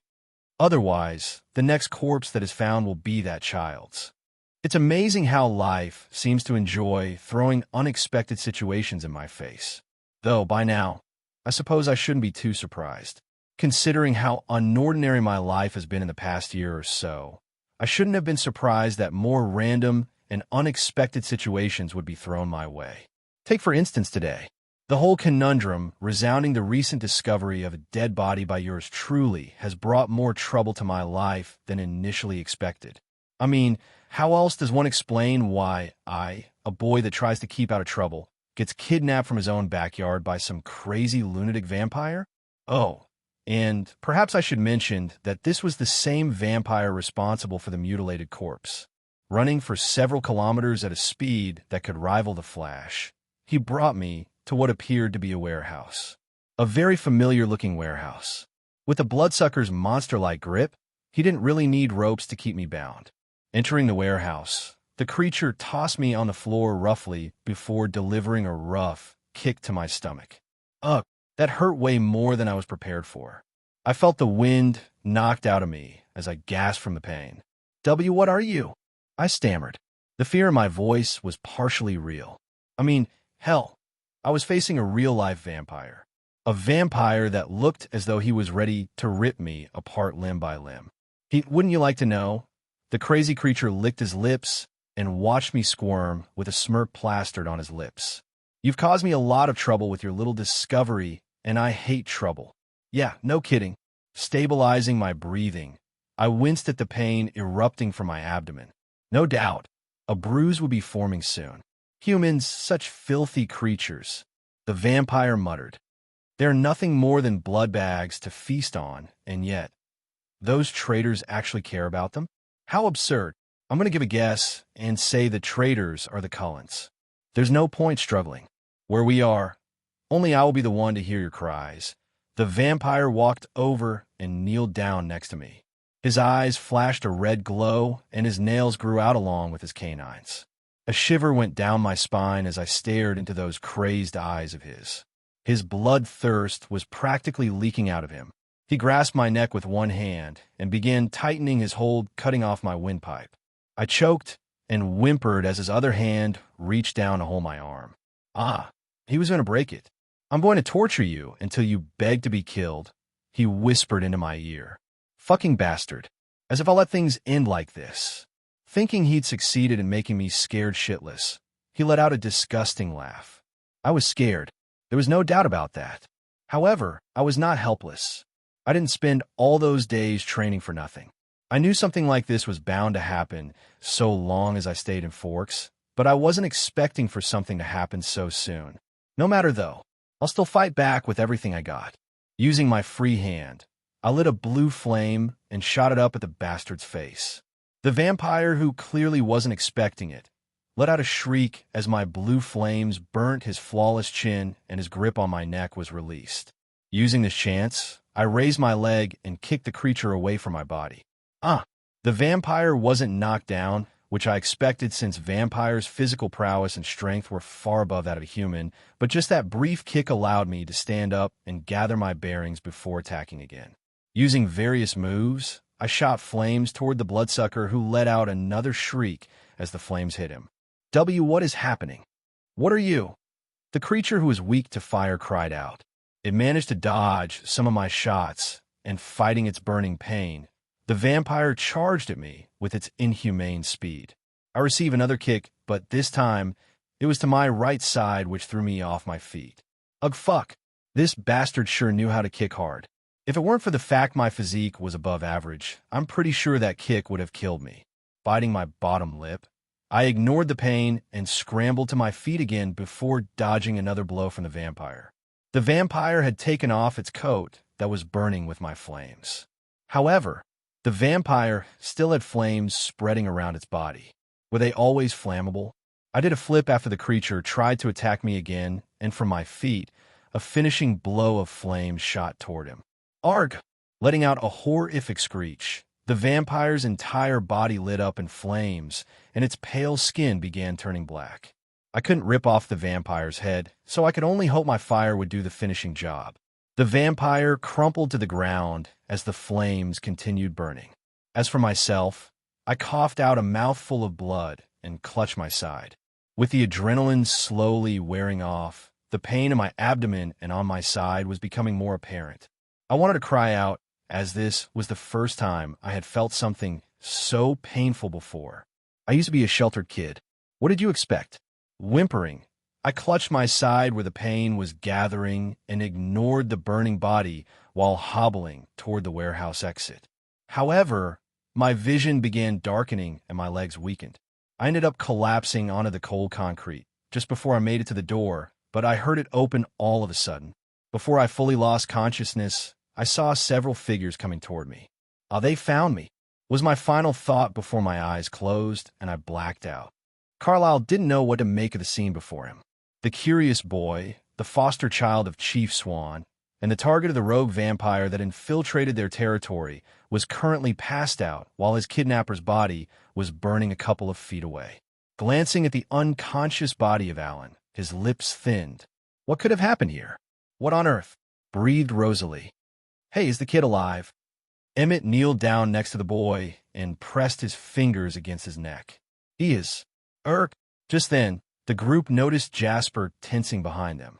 His pupils were dilated and his jaw was tightly clenched. He was staring thirstily at Alan's body. The blood. Leslie, get him away from here, ordered Carlyle as he and Esme blocked off the blonde's vision. Leslie nodded and forced Jasper to look away before holding his hand and tugging him. Come on, dear, she whispered. Jasper clenched his fists and, with much effort, took off running to the forest with Leslie behind him. After the couple left, Rosalie and Emmett went to inspect Rowan's burnt form while Carlyle and Esme checked Alan's vitals. He'll need to be taken to the hospital.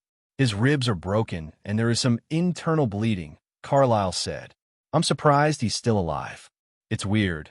Rosalie chimed in, looking at Rowan's charcoal body grimacing. How did that kid survive with just broken ribs? Carlyle was silent. We'll discuss it later. Right now, he needs medical attention.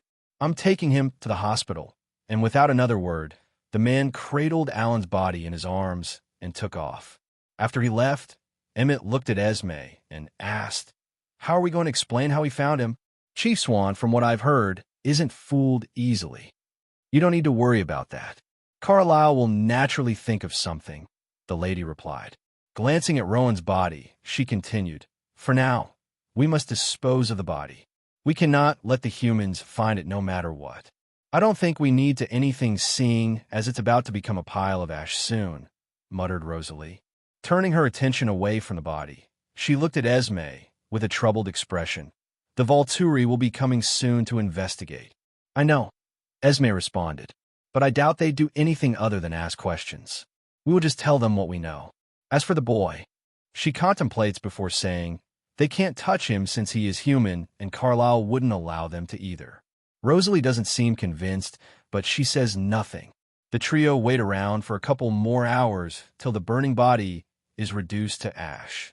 They then take off back home. I don't remember anything. An expected answer, but nevertheless, a concerning one.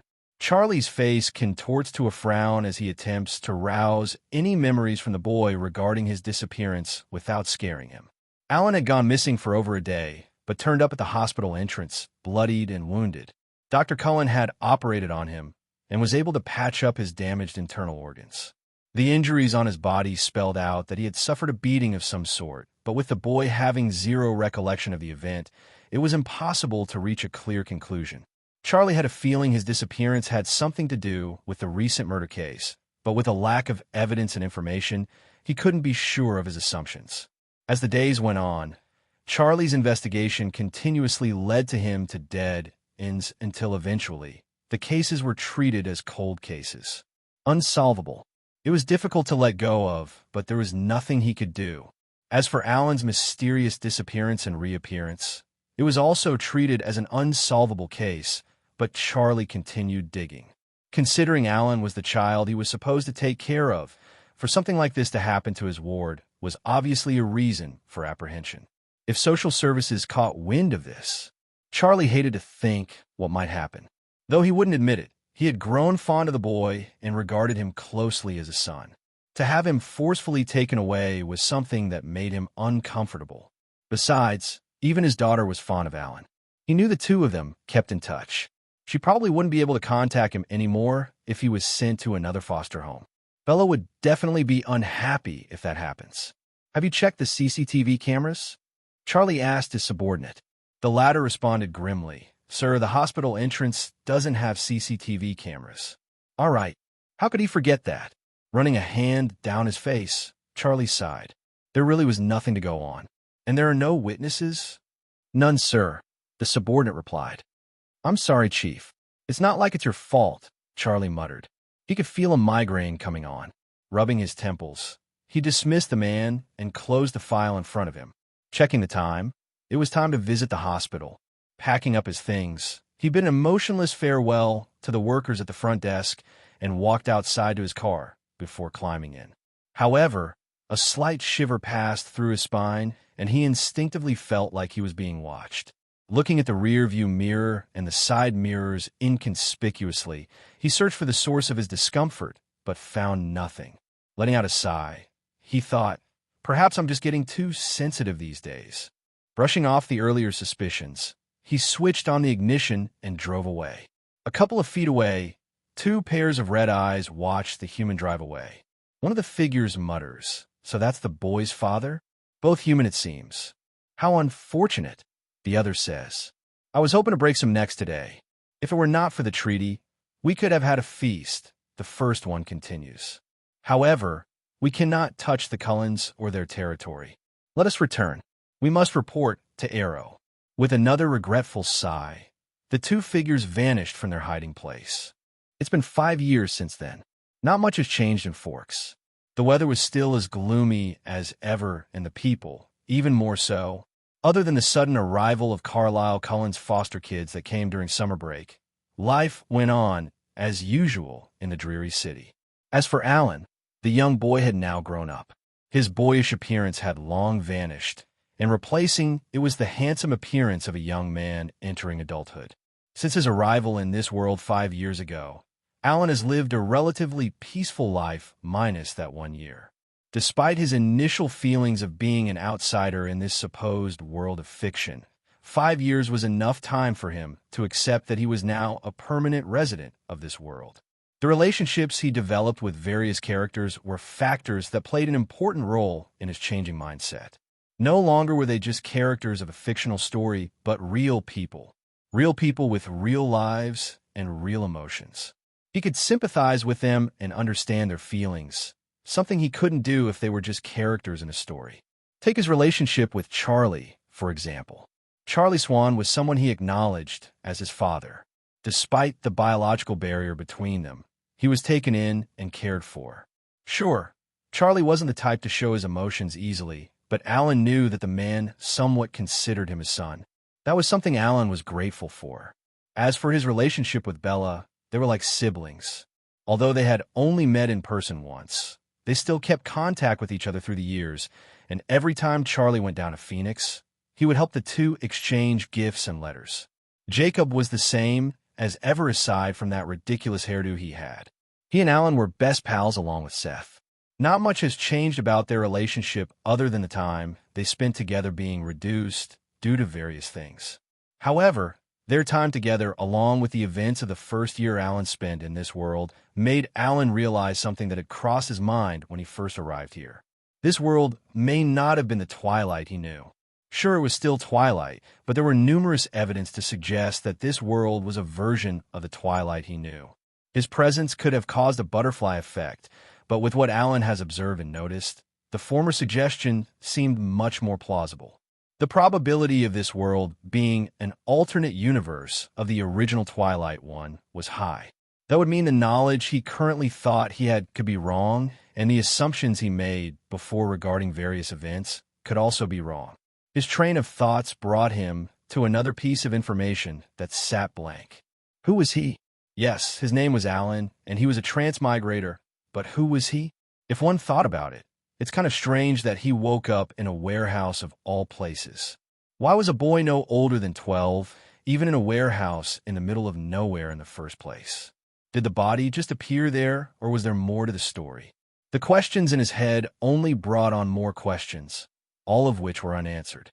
However, he hoped that wouldn't be the case for long. Alan couldn't help but stare jaw-dropped at his friend. With swept-back hair, a tight white t-shirt with a black leather jacket on top of it, and a pair of ripped jeans, Sean Wells hopped off his motorcycle and sauntered toward to him with arms opened. "Alan, my friend, what's up?" "You." Alan was momentarily speechless. "What's with the get-up?" "What do you mean?" asked the other before turning around. Running a hand through his hair, the boy said, "This is my new look. Pretty cool, eh?" "Sure," replied Alan, scanning his friend from head to toe.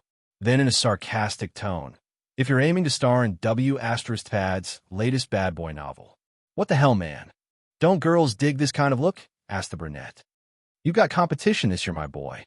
Alan was once again rendered speechless as he watched his friend give flirty winks to various passing girls. Shaking his head, he briefly wondered if an alien possessed his friend's body.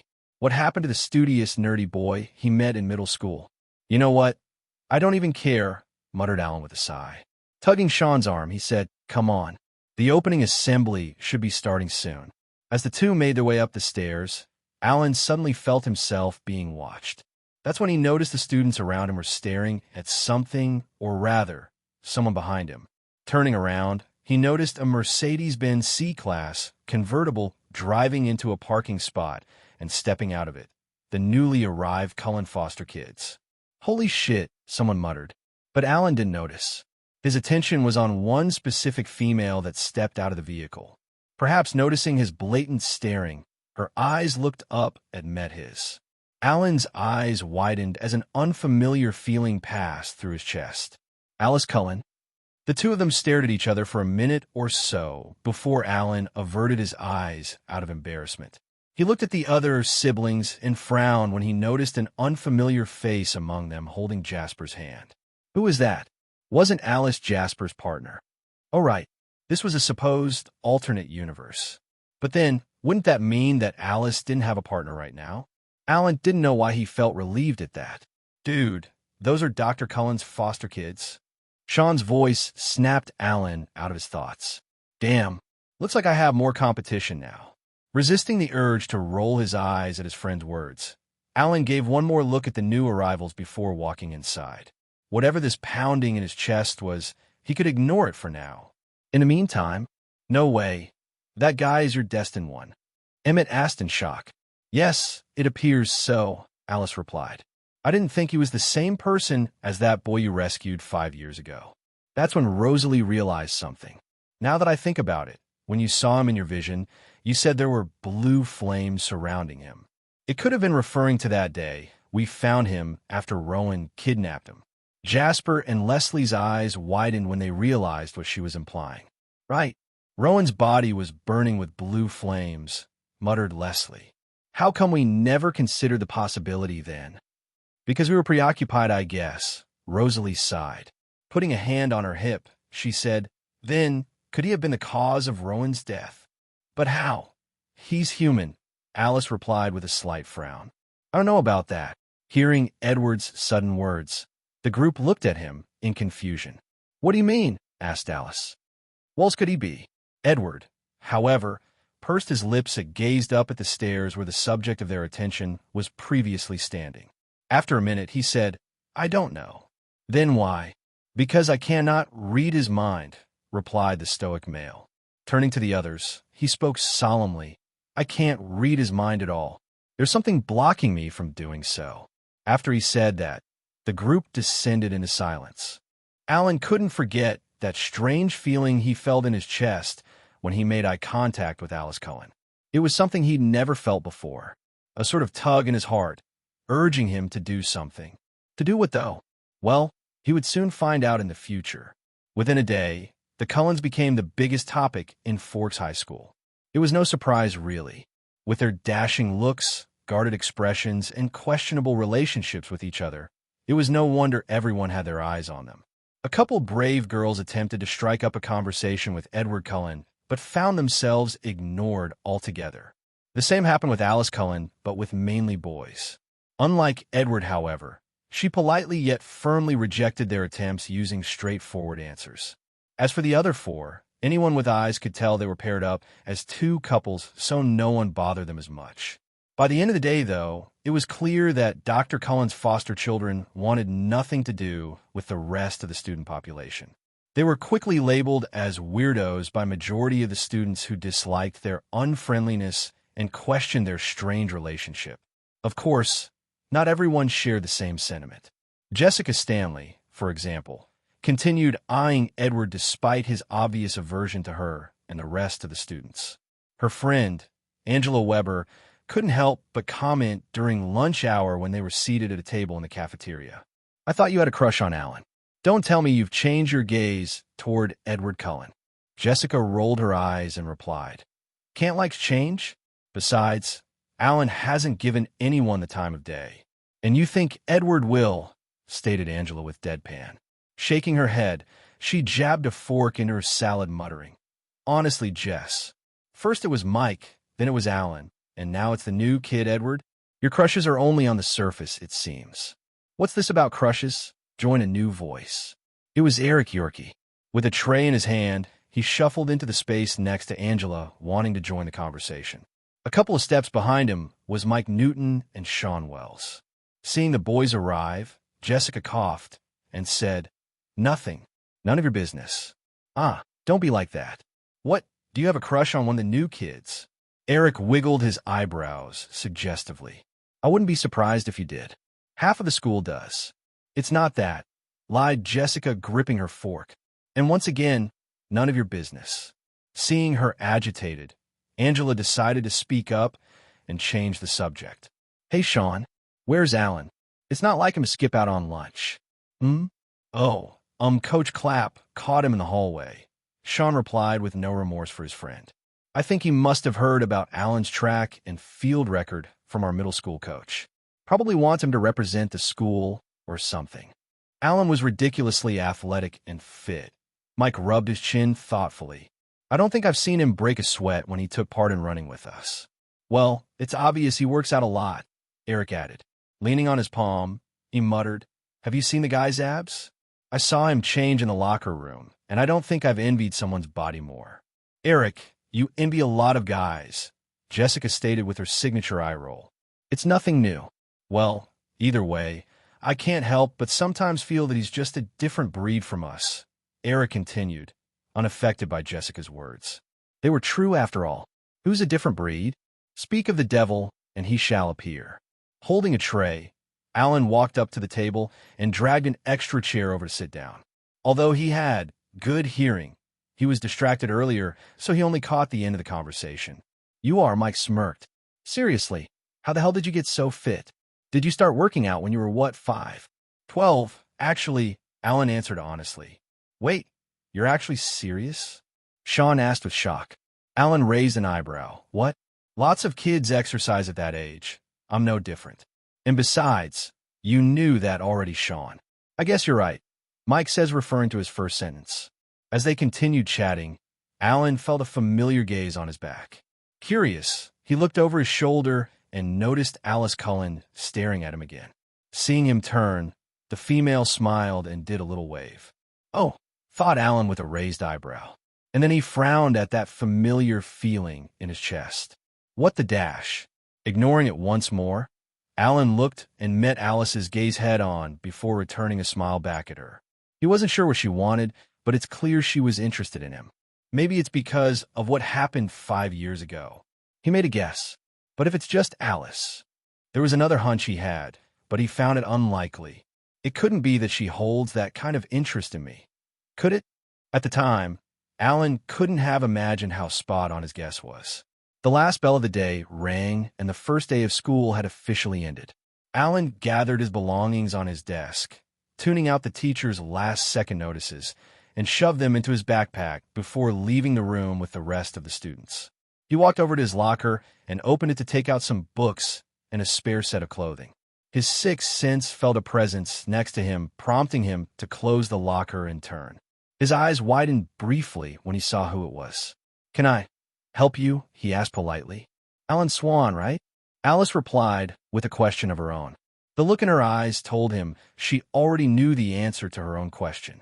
And you're Alice Cullen, Dr. Cullen's daughter?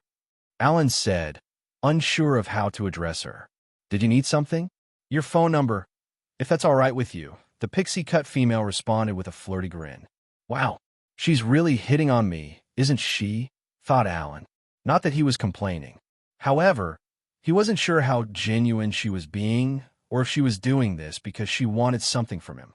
Nevertheless, he decided to play along for now and wore his own flirtatious smile. Only if you give yours first, he told her, smirking. She raised an eyebrow and chuckled before whipping out a phone and saying, All right, my number is XXXXXXXXX. Your turn. How about I type it into your phone? Alice nodded and gave him her phone for him to punch in his contact before handing it back to her. Thanks. See you later, handsome. She grinned before turning back and walking off. See you later. Alan mumbled back in a daze. Alan entered the house, closing the door behind him. He walked over to the living room and dumped his bag on the couch before heading to the kitchen, where he poured himself a glass of orange juice and sipped it. Alice Cullen, to think she'd approach me out of the blue. Alan couldn't get her off his mind. From the moment they made eye contact in the parking lot, she hadn't left his mind since. If it weren't for the fact that she was blatantly staring at him during lunch, and the fact that she directly approached him and asked him for a number, he wouldn't have paid as much attention as he is now. It seemed like she was interested in him romantically, but one couldn't be so sure. Or am I just overthinking this? Alan snickered to himself. Placing the glass down, he walked over to his bag and opened the zip, taking out a file and a notebook. As he did so, his phone suddenly started ringing. Looking at the caller ID, he grinned. "Sup, Bella?" he greeted.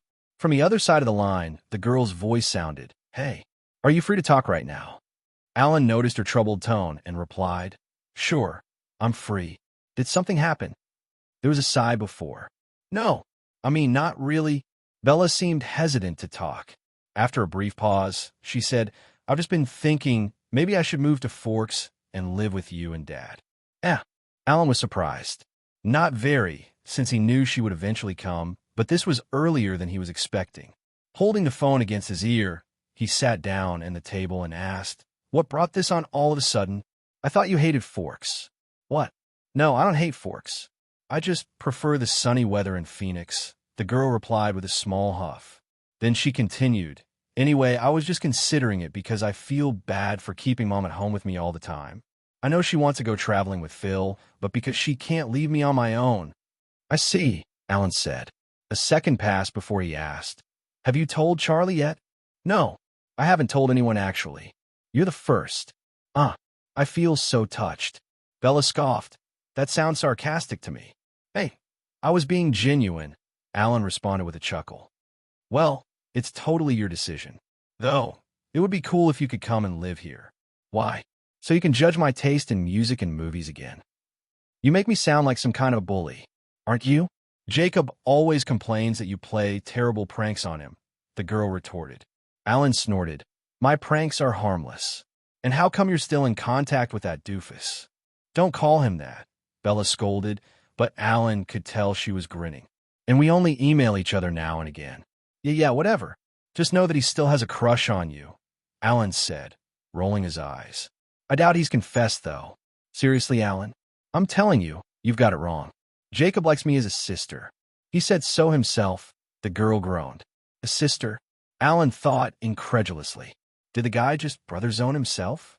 He resisted the urge to facepalm. On the other side of the line, Alan heard a woman's voice calling Bella, probably her mother. "Whoops, gotta go." "Hey, I'll talk to you soon," Bella said. "Let me know when you've made a decision," Alan replied. "Yep, bye." And she hung up the call. "You said you like her as a sister?" The moment Jacob entered the house, Alan burst out laughing like a lunatic. Instantly, the shifter's face turned red in embarrassment. "Shut up. I panicked all right. And how do you know?" Alan wiped away a tear and rolled his eyes. "What do you mean?" "Obviously, she told me." "Yeah, but why? What were you two talking about for that to be brought up?" Jacob walked into the living room, taking off his jacket in the process. Hearing his question, Alan sobered up and coughed. And nothing important, just..." He mumbled something under his breath. A second later, Jacob exploded. "You what?" As the shifter stalked toward him dangerously, Alan sucked in his lips and backed away before putting his hands up in surrender. "I just let slip? Are you asking or telling me?" "Both." Jacob's face contorted as he shouted, "You friggin' piece of shit," before tackling the other to the floor. "Ack, mercy, mercy." The two teenagers began a wrestling match on the ground, with Jacob doing his best to pin down Alan and the latter fighting back for dear life. Of course, neither one of them was actually serious. However, when Charlie walked in through the front door and saw them in such a compromising position, the atmosphere suddenly became awkward. The older male coughed and averted his eyes. "Not that I don't respect your choices, but please do it in privacy. Or better yet, wait till you're older. Jacob and Alan looked at each other before scrambling apart in horror. It's not like that, they exclaimed in unison. Whoa, don't worry. I won't judge. Charlie held up his hands. Alan's eye twitched. No, seriously, Charlie. It's really not Dash.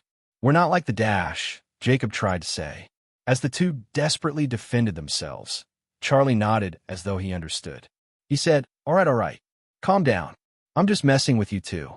That's when the two boys noticed a sly smirk on the chief's face. Charlie continued to say, but the way you two tried to defend yourselves makes me think it was true after all. Alan and Jacob, absolutely not. After Charlie left the room, the two boys looked at each other and shivered. Silently, they made a pact to never wrestle like that again. At least not in front of Charlie. Now then, if you take x and multiply it by x plus 1, you get x to the power of 2 plus x. Alan let out a yawn as he struggled to stay awake. His right hand moved holding a pen to messily scribble down various notes whilst the teacher spoke. On his left, Sean had a book open in front of him, standing up while his head lay on the desk. His eyes were closed, and there were soft snoring sounds coming out of his mouth. Seeing his friend's state, Alan rolled his eyes and didn't bother to warn him when Mr. Varner walked over to his desk with a raised eyebrow. The surrounding students held their breath as they waited for a good show. Mr. Varner cleared his throat and said, Mr. Wells? No answer came other than Sean's snores. Numerous giggles were heard throughout the room. Alan couldn't help but watch in amusement as Mr. Varner tapped Sean's shoulder, calling him again. That's when Sean suddenly shot up with wide eyes. Huh? What? Who? The boy then noticed Mr. Varner staring down at him unamused while the rest of the class stared at him with teasing grins and amused smiles. Sean glanced up at Mr. Varner and gulped. Yes, sir, I was just Dash. Save it for detention, Mr. Wells. Mr. Varner cut him off. Got it, muttered Sean, deflating. After the older man walked back to the board, the boy shot Alan an unimpressed glare. Leaning over, he hissed, What the hell, man? Why didn't you wake me up? It's your own fault for falling asleep. You deserve that. Alan shot back with no remorse. Sean clicked his tongue and mumbled something under his breath before turning his attention to the board. After class, Sean shoved Alan's shoulder when they walked out the room. You're such a jerk, you know that? Sean said. Alan rolled his eyes. Yeah, but really, your grades are abysmal. You of all people should be paying attention in class. TCH, Sean had nothing to say in response since Alan was right. Instead, he stomped ahead and opened his locker, throwing his stuff inside. After a second, he pulled out a familiar leather jacket. Dude, you're not going to wear that again, are you? Alan asked with a cringe. I thought we agreed it wasn't going to work. I don't remember any such agreement, Sean said with a huff and threw the jacket around his body. I'll totally get Gina's number with this. Unlikely, thought Alan. However, seeing his friend's resistance to some good advice, he bit back his words and simply mumbled, Whatever. You do you. And speaking of numbers, Sean wiggled his eyebrows. I heard a certain someone exchanged contacts with Alice Cullen. His words caused Alan to cough and avert his eyes. Yeah, so what? Sean gaped at him, so what? Al, do you know how many guys have tried to get her number over the past day? Nearly half of the male population at this school. And she's turned them all down. Alan wasn't quite sure what to say about that. Sean clasped his shoulders and shook them. Dude, you're the first and only guy she's given her number to. How the hell did you do it? I didn't do anything, though, replied Alan. He brushed off Sean's hands and walked over to his locker, which was 2 lockers away from the others. And why do you care so much? Why you up? Sean groaned. Shaking his head, he sighed and muttered, You know what? Forget it. Forget what? Join a new voice. Mike Newton slung an arm over Sean's shoulder and entered the conversation. What are we talking about? He asked. Alan sighed and slammed his locker shut. We are not talking about anything important. Look, I've got history right now, so I gotta go. As he walked off, Mike looked at Sean with questioning eyes. The latter snorted and said, He's just embarrassed because I asked about Alice Cullen giving him her number. Oh, Mike said with a bit of surprise. Yeah, I heard about that. That guy really can land any girl he wants. Tisich, tell that to him. The nonchalant bastard. First-person POV. When I entered the classroom for my history lesson, I chose to sit at the back near the window where I could feel the breeze. As I took a seat, I unpacked my bag and set my notebooks and pencil case neatly on the desk before leaning back on the chair and letting my mind drift. But all of a sudden, the chair beside me was pulled out, and I gazed over to find a familiar pixie-haired girl taking a seat. She glanced at me and waved. "We meet again," she said. "So it seems," I hummed. With a raised eyebrow, I said, "Didn't think you were into history." "Oh, why do you think so?" With a grin, I replied, "You seem more of a science type of person." "A science type?" she repeated. "And what do you mean by that exactly?" "Nothing really. I just got that vibe from you," I replied lamely. She was silent, and for a second, I thought my words might have offended her. However, she suddenly burst out into giggles. "Well, you're not exactly wrong. I do enjoy science, but I'm here because something in this class interested me." "And what might that be?" I asked. Instead of replying, she merely smiled. "Wait, is she talking about me? Say, are you free this Saturday?" She suddenly changed the subject. I raised an eyebrow and replied, "I am." "What?" "I was thinking of catching a movie. Would you care to join me?" She leaned forward, resting her delicate chin on her palm. Seeing her lean closer, I felt my breath hitch. I suddenly felt a familiar funny feeling in my chest, and I couldn't help but avert my eyes away from her pretty face. Damn, what the hell is wrong with me? "Well," she asked. Ignoring the feeling in my chest, I cleared my throat and replied, "Why, yeah, I'd be happy to." "Great. Let's say 1 in the afternoon." "That works," I nodded. Giving me a toothy grin, she turned to face the board as I did the same. However, I failed to pay attention to the lesson for the entire class. The only thing in my mind was, holy crap, did I just agree to a date with Alice Cullen? Saturday arrived sooner than Alan was prepared for. Reminding himself of his outing today with Alice, he got up earlier than usual and completed his morning routine and workout before eating a light breakfast with Charlie. The older man probably sensed his strange mood, but chose not to question it. After breakfast, the chief of police dropped a few words and left for work, leaving Alan to muck around the house till around 12:30. Although the implication for today's outing was a date, Alan refused to jump to conclusions. He was dense most of the time, but with Alice's direct flirting approach, it was safe to say that she was eyeing him as a potential partner. The Cullens didn't drink human blood, so it was unlikely she was after that specific aspect. Besides, unlike the original plot, Jasper wasn't her partner. He was in a relationship with someone whom Alan hadn't seen before. It only served to prove that this world was indeed the assumed alternate universe of Twilight. Thinking of this, Alan couldn't help but sigh. Life would be so much easier if I knew what would happen in the future. Not that it wasn't easy right now, but it was unnerving to not know what the future holds. All this thinking is making me thirsty. He smacked his lips together, feeling his throat quite parched. Pouring himself a glass of water, he gulped it down and wiped his mouth using the back of his hand. As he placed the glass on the counter, he suddenly froze and looked out the window with narrowed eyes. Someone is watching me. It wasn't a hostile gaze, but that didn't make it any better. Being spied on in one's own home isn't something anyone would want. Despite his urge to search for the source, Alan knew it was better to ignore it and pretend he noticed nothing. At least, in that way, whoever had their eye on him wouldn't suspect anything out of the ordinary. Concluding that this was the best judgment, he turned his attention away from the window and walked further into the house. At the same time outside, he's gone, Rosalie muttered. He looked out the window for a moment, though. "Do you think he noticed us?"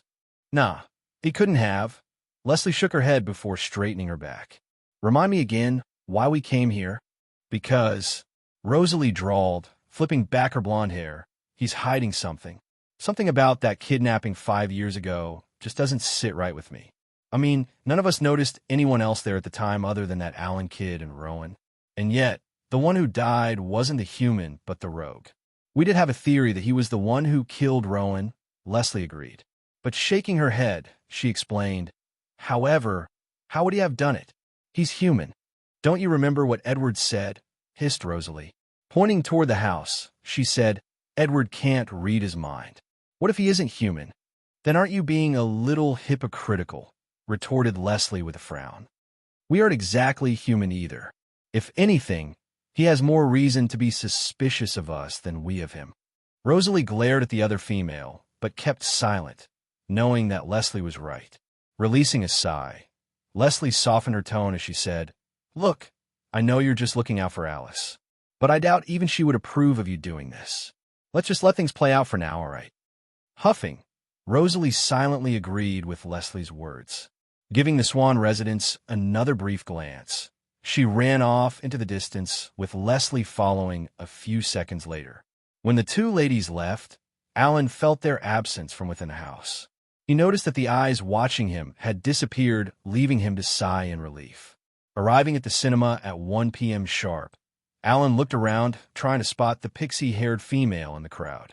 Suddenly, he felt a presence behind, and he turned around to face a smiling Alice. Her right hand was reached out in front of her, almost brushing with his shoulder. With a fake pout, she said, I was going to surprise you. Alan chuckled, replying, It's going to take a lot more than that to surprise me. No kidding, she giggled, brushing a strand of her hair behind her ear. Tilting her head, she motioned toward the ticket booth and asked, Shall we get our tickets? Sure. What movie did you have in mind? Alan's eyes immediately drew toward the various posters on the wall. None of the posters showed movies that he was familiar with, but they all looked interesting. Alice followed his line of sight and pointed to the poster on the far end. I was thinking we could watch that one. The trailer looked interesting. Alan focused on the poster she pointed to, and his lips twitched. Night of the Living Vampire. That's an interesting choice, Alan muttered in amusement. I hope you're okay with horror movies, Alice smirked.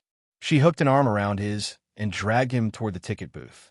Alan didn't put up any resistance and let her drag him there, but instantly stopped her from retrieving money from her purse.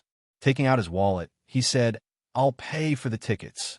Well, aren't you the gentleman? Said the pixie-haired female. Shrugging, she continued to say, If that's the case, I won't argue. Chuckling at her bluntness, Alan took out a few bills from his wallet and handed them over to the person behind the booth. After receiving the tickets, Alan glanced at the snacks area and asked, Would you like some popcorn? Alice shook her head and replied, No, thank you. I'm not a big fan of it. Oh, that's right. They don't eat human food, thought Alan. In that case, I'd rather not be the only one eating. Instead, I'll just buy a drink. I'll buy myself something to drink. You can head on inside first, he told her. Nodding her head, Alice walked away, leaving Alan to go purchase his drink. When he turned around, he ended up seeing Sean walking through the entrance door with an unfamiliar girl holding his hand. Sean, as if noticing that someone was staring at him, glanced up, meeting Alan's eyes. As the two boys made eye contact, a strange atmosphere settled. What the hell are you doing here? Hissed Sean before looking at his date, standing in the line. She saw him and waved flirtatiously, to which Sean responded with a wink and grin. Watching the exchange, Alan's nose scrunched up. What do you mean? Obviously, I'm here to watch a movie. Sean eyed the ticket in Alan's hand and in a deadpan tone asked, Night of the Living Vampire? Since when do you watch those kinds of films? Since today, Alan replied with a tight smile. Oh, I see. Sean nodded before slapping his arm. Yeah, right? Who's the chick? Alan's eye twitched as Sean quickly saw through his lie. Rolling his eyes, Alan muttered, Does it matter? Of course it matters, exclaimed Sean. Dude, you've turned down nearly every girl that asked you out, and all of a sudden, you're on a date? Totally suspicious to me. Aren't you being a little overdramatic about this? Alan shook his head and sighed. Anyway, I've got to buy my drink. You should head back to your date. You dash. Hey, Alan, what's taking so long? Walking up to him, Alice feigned confusion and let her eyes fall on Sean before her expression changed to surprise. Oh, your friend. Ah. Alan watched as Sean's jaw fell open in shock. The latter's eyes immediately turned to Alan, who pretended not to notice. Coughing, Alan briefly introduced his friend. Alice, this is Sean Wells. My friend. And Sean, this is Alice Cullen, my date. You're in my history class, Alice said with a grin. Yeah, Sean replied, looking between the two of them. Alan didn't mention you two were dating. It's our first date. Alan said in response to Sean's accusatory glare. Don't look at me like that. TSK. You and I will be having a talk about this, mister. I keep secrets from my best friend. Alan refrained from rolling his eyes as his friend continued to say, but for now, we both have dates to attend. I wish you a happy date. Likewise, Alice smiled, grabbing Alan's elbow. Sean shot one last glare at Alan and a smile at Alice before walking off to find his own date. He's interesting, Alice stated after a moment of silence. Alan released a tired sigh and tugged her towards the theater where their movie would be screening. He's an idiot. A lovable idiot, but an idiot nonetheless. She responded with a giggle. Night of the Living Vampire was about as cliché as one could get with a vampire-themed horror film. While the movie itself wasn't terrible, it wasn't something Alan would recommend spending money on watching in a cinema. Still, Alice seemed to enjoy it, so Alan didn't voice any complaints. After their movie ended, the sky outside had gone dark with clouds covering the upper atmosphere and threatening rain.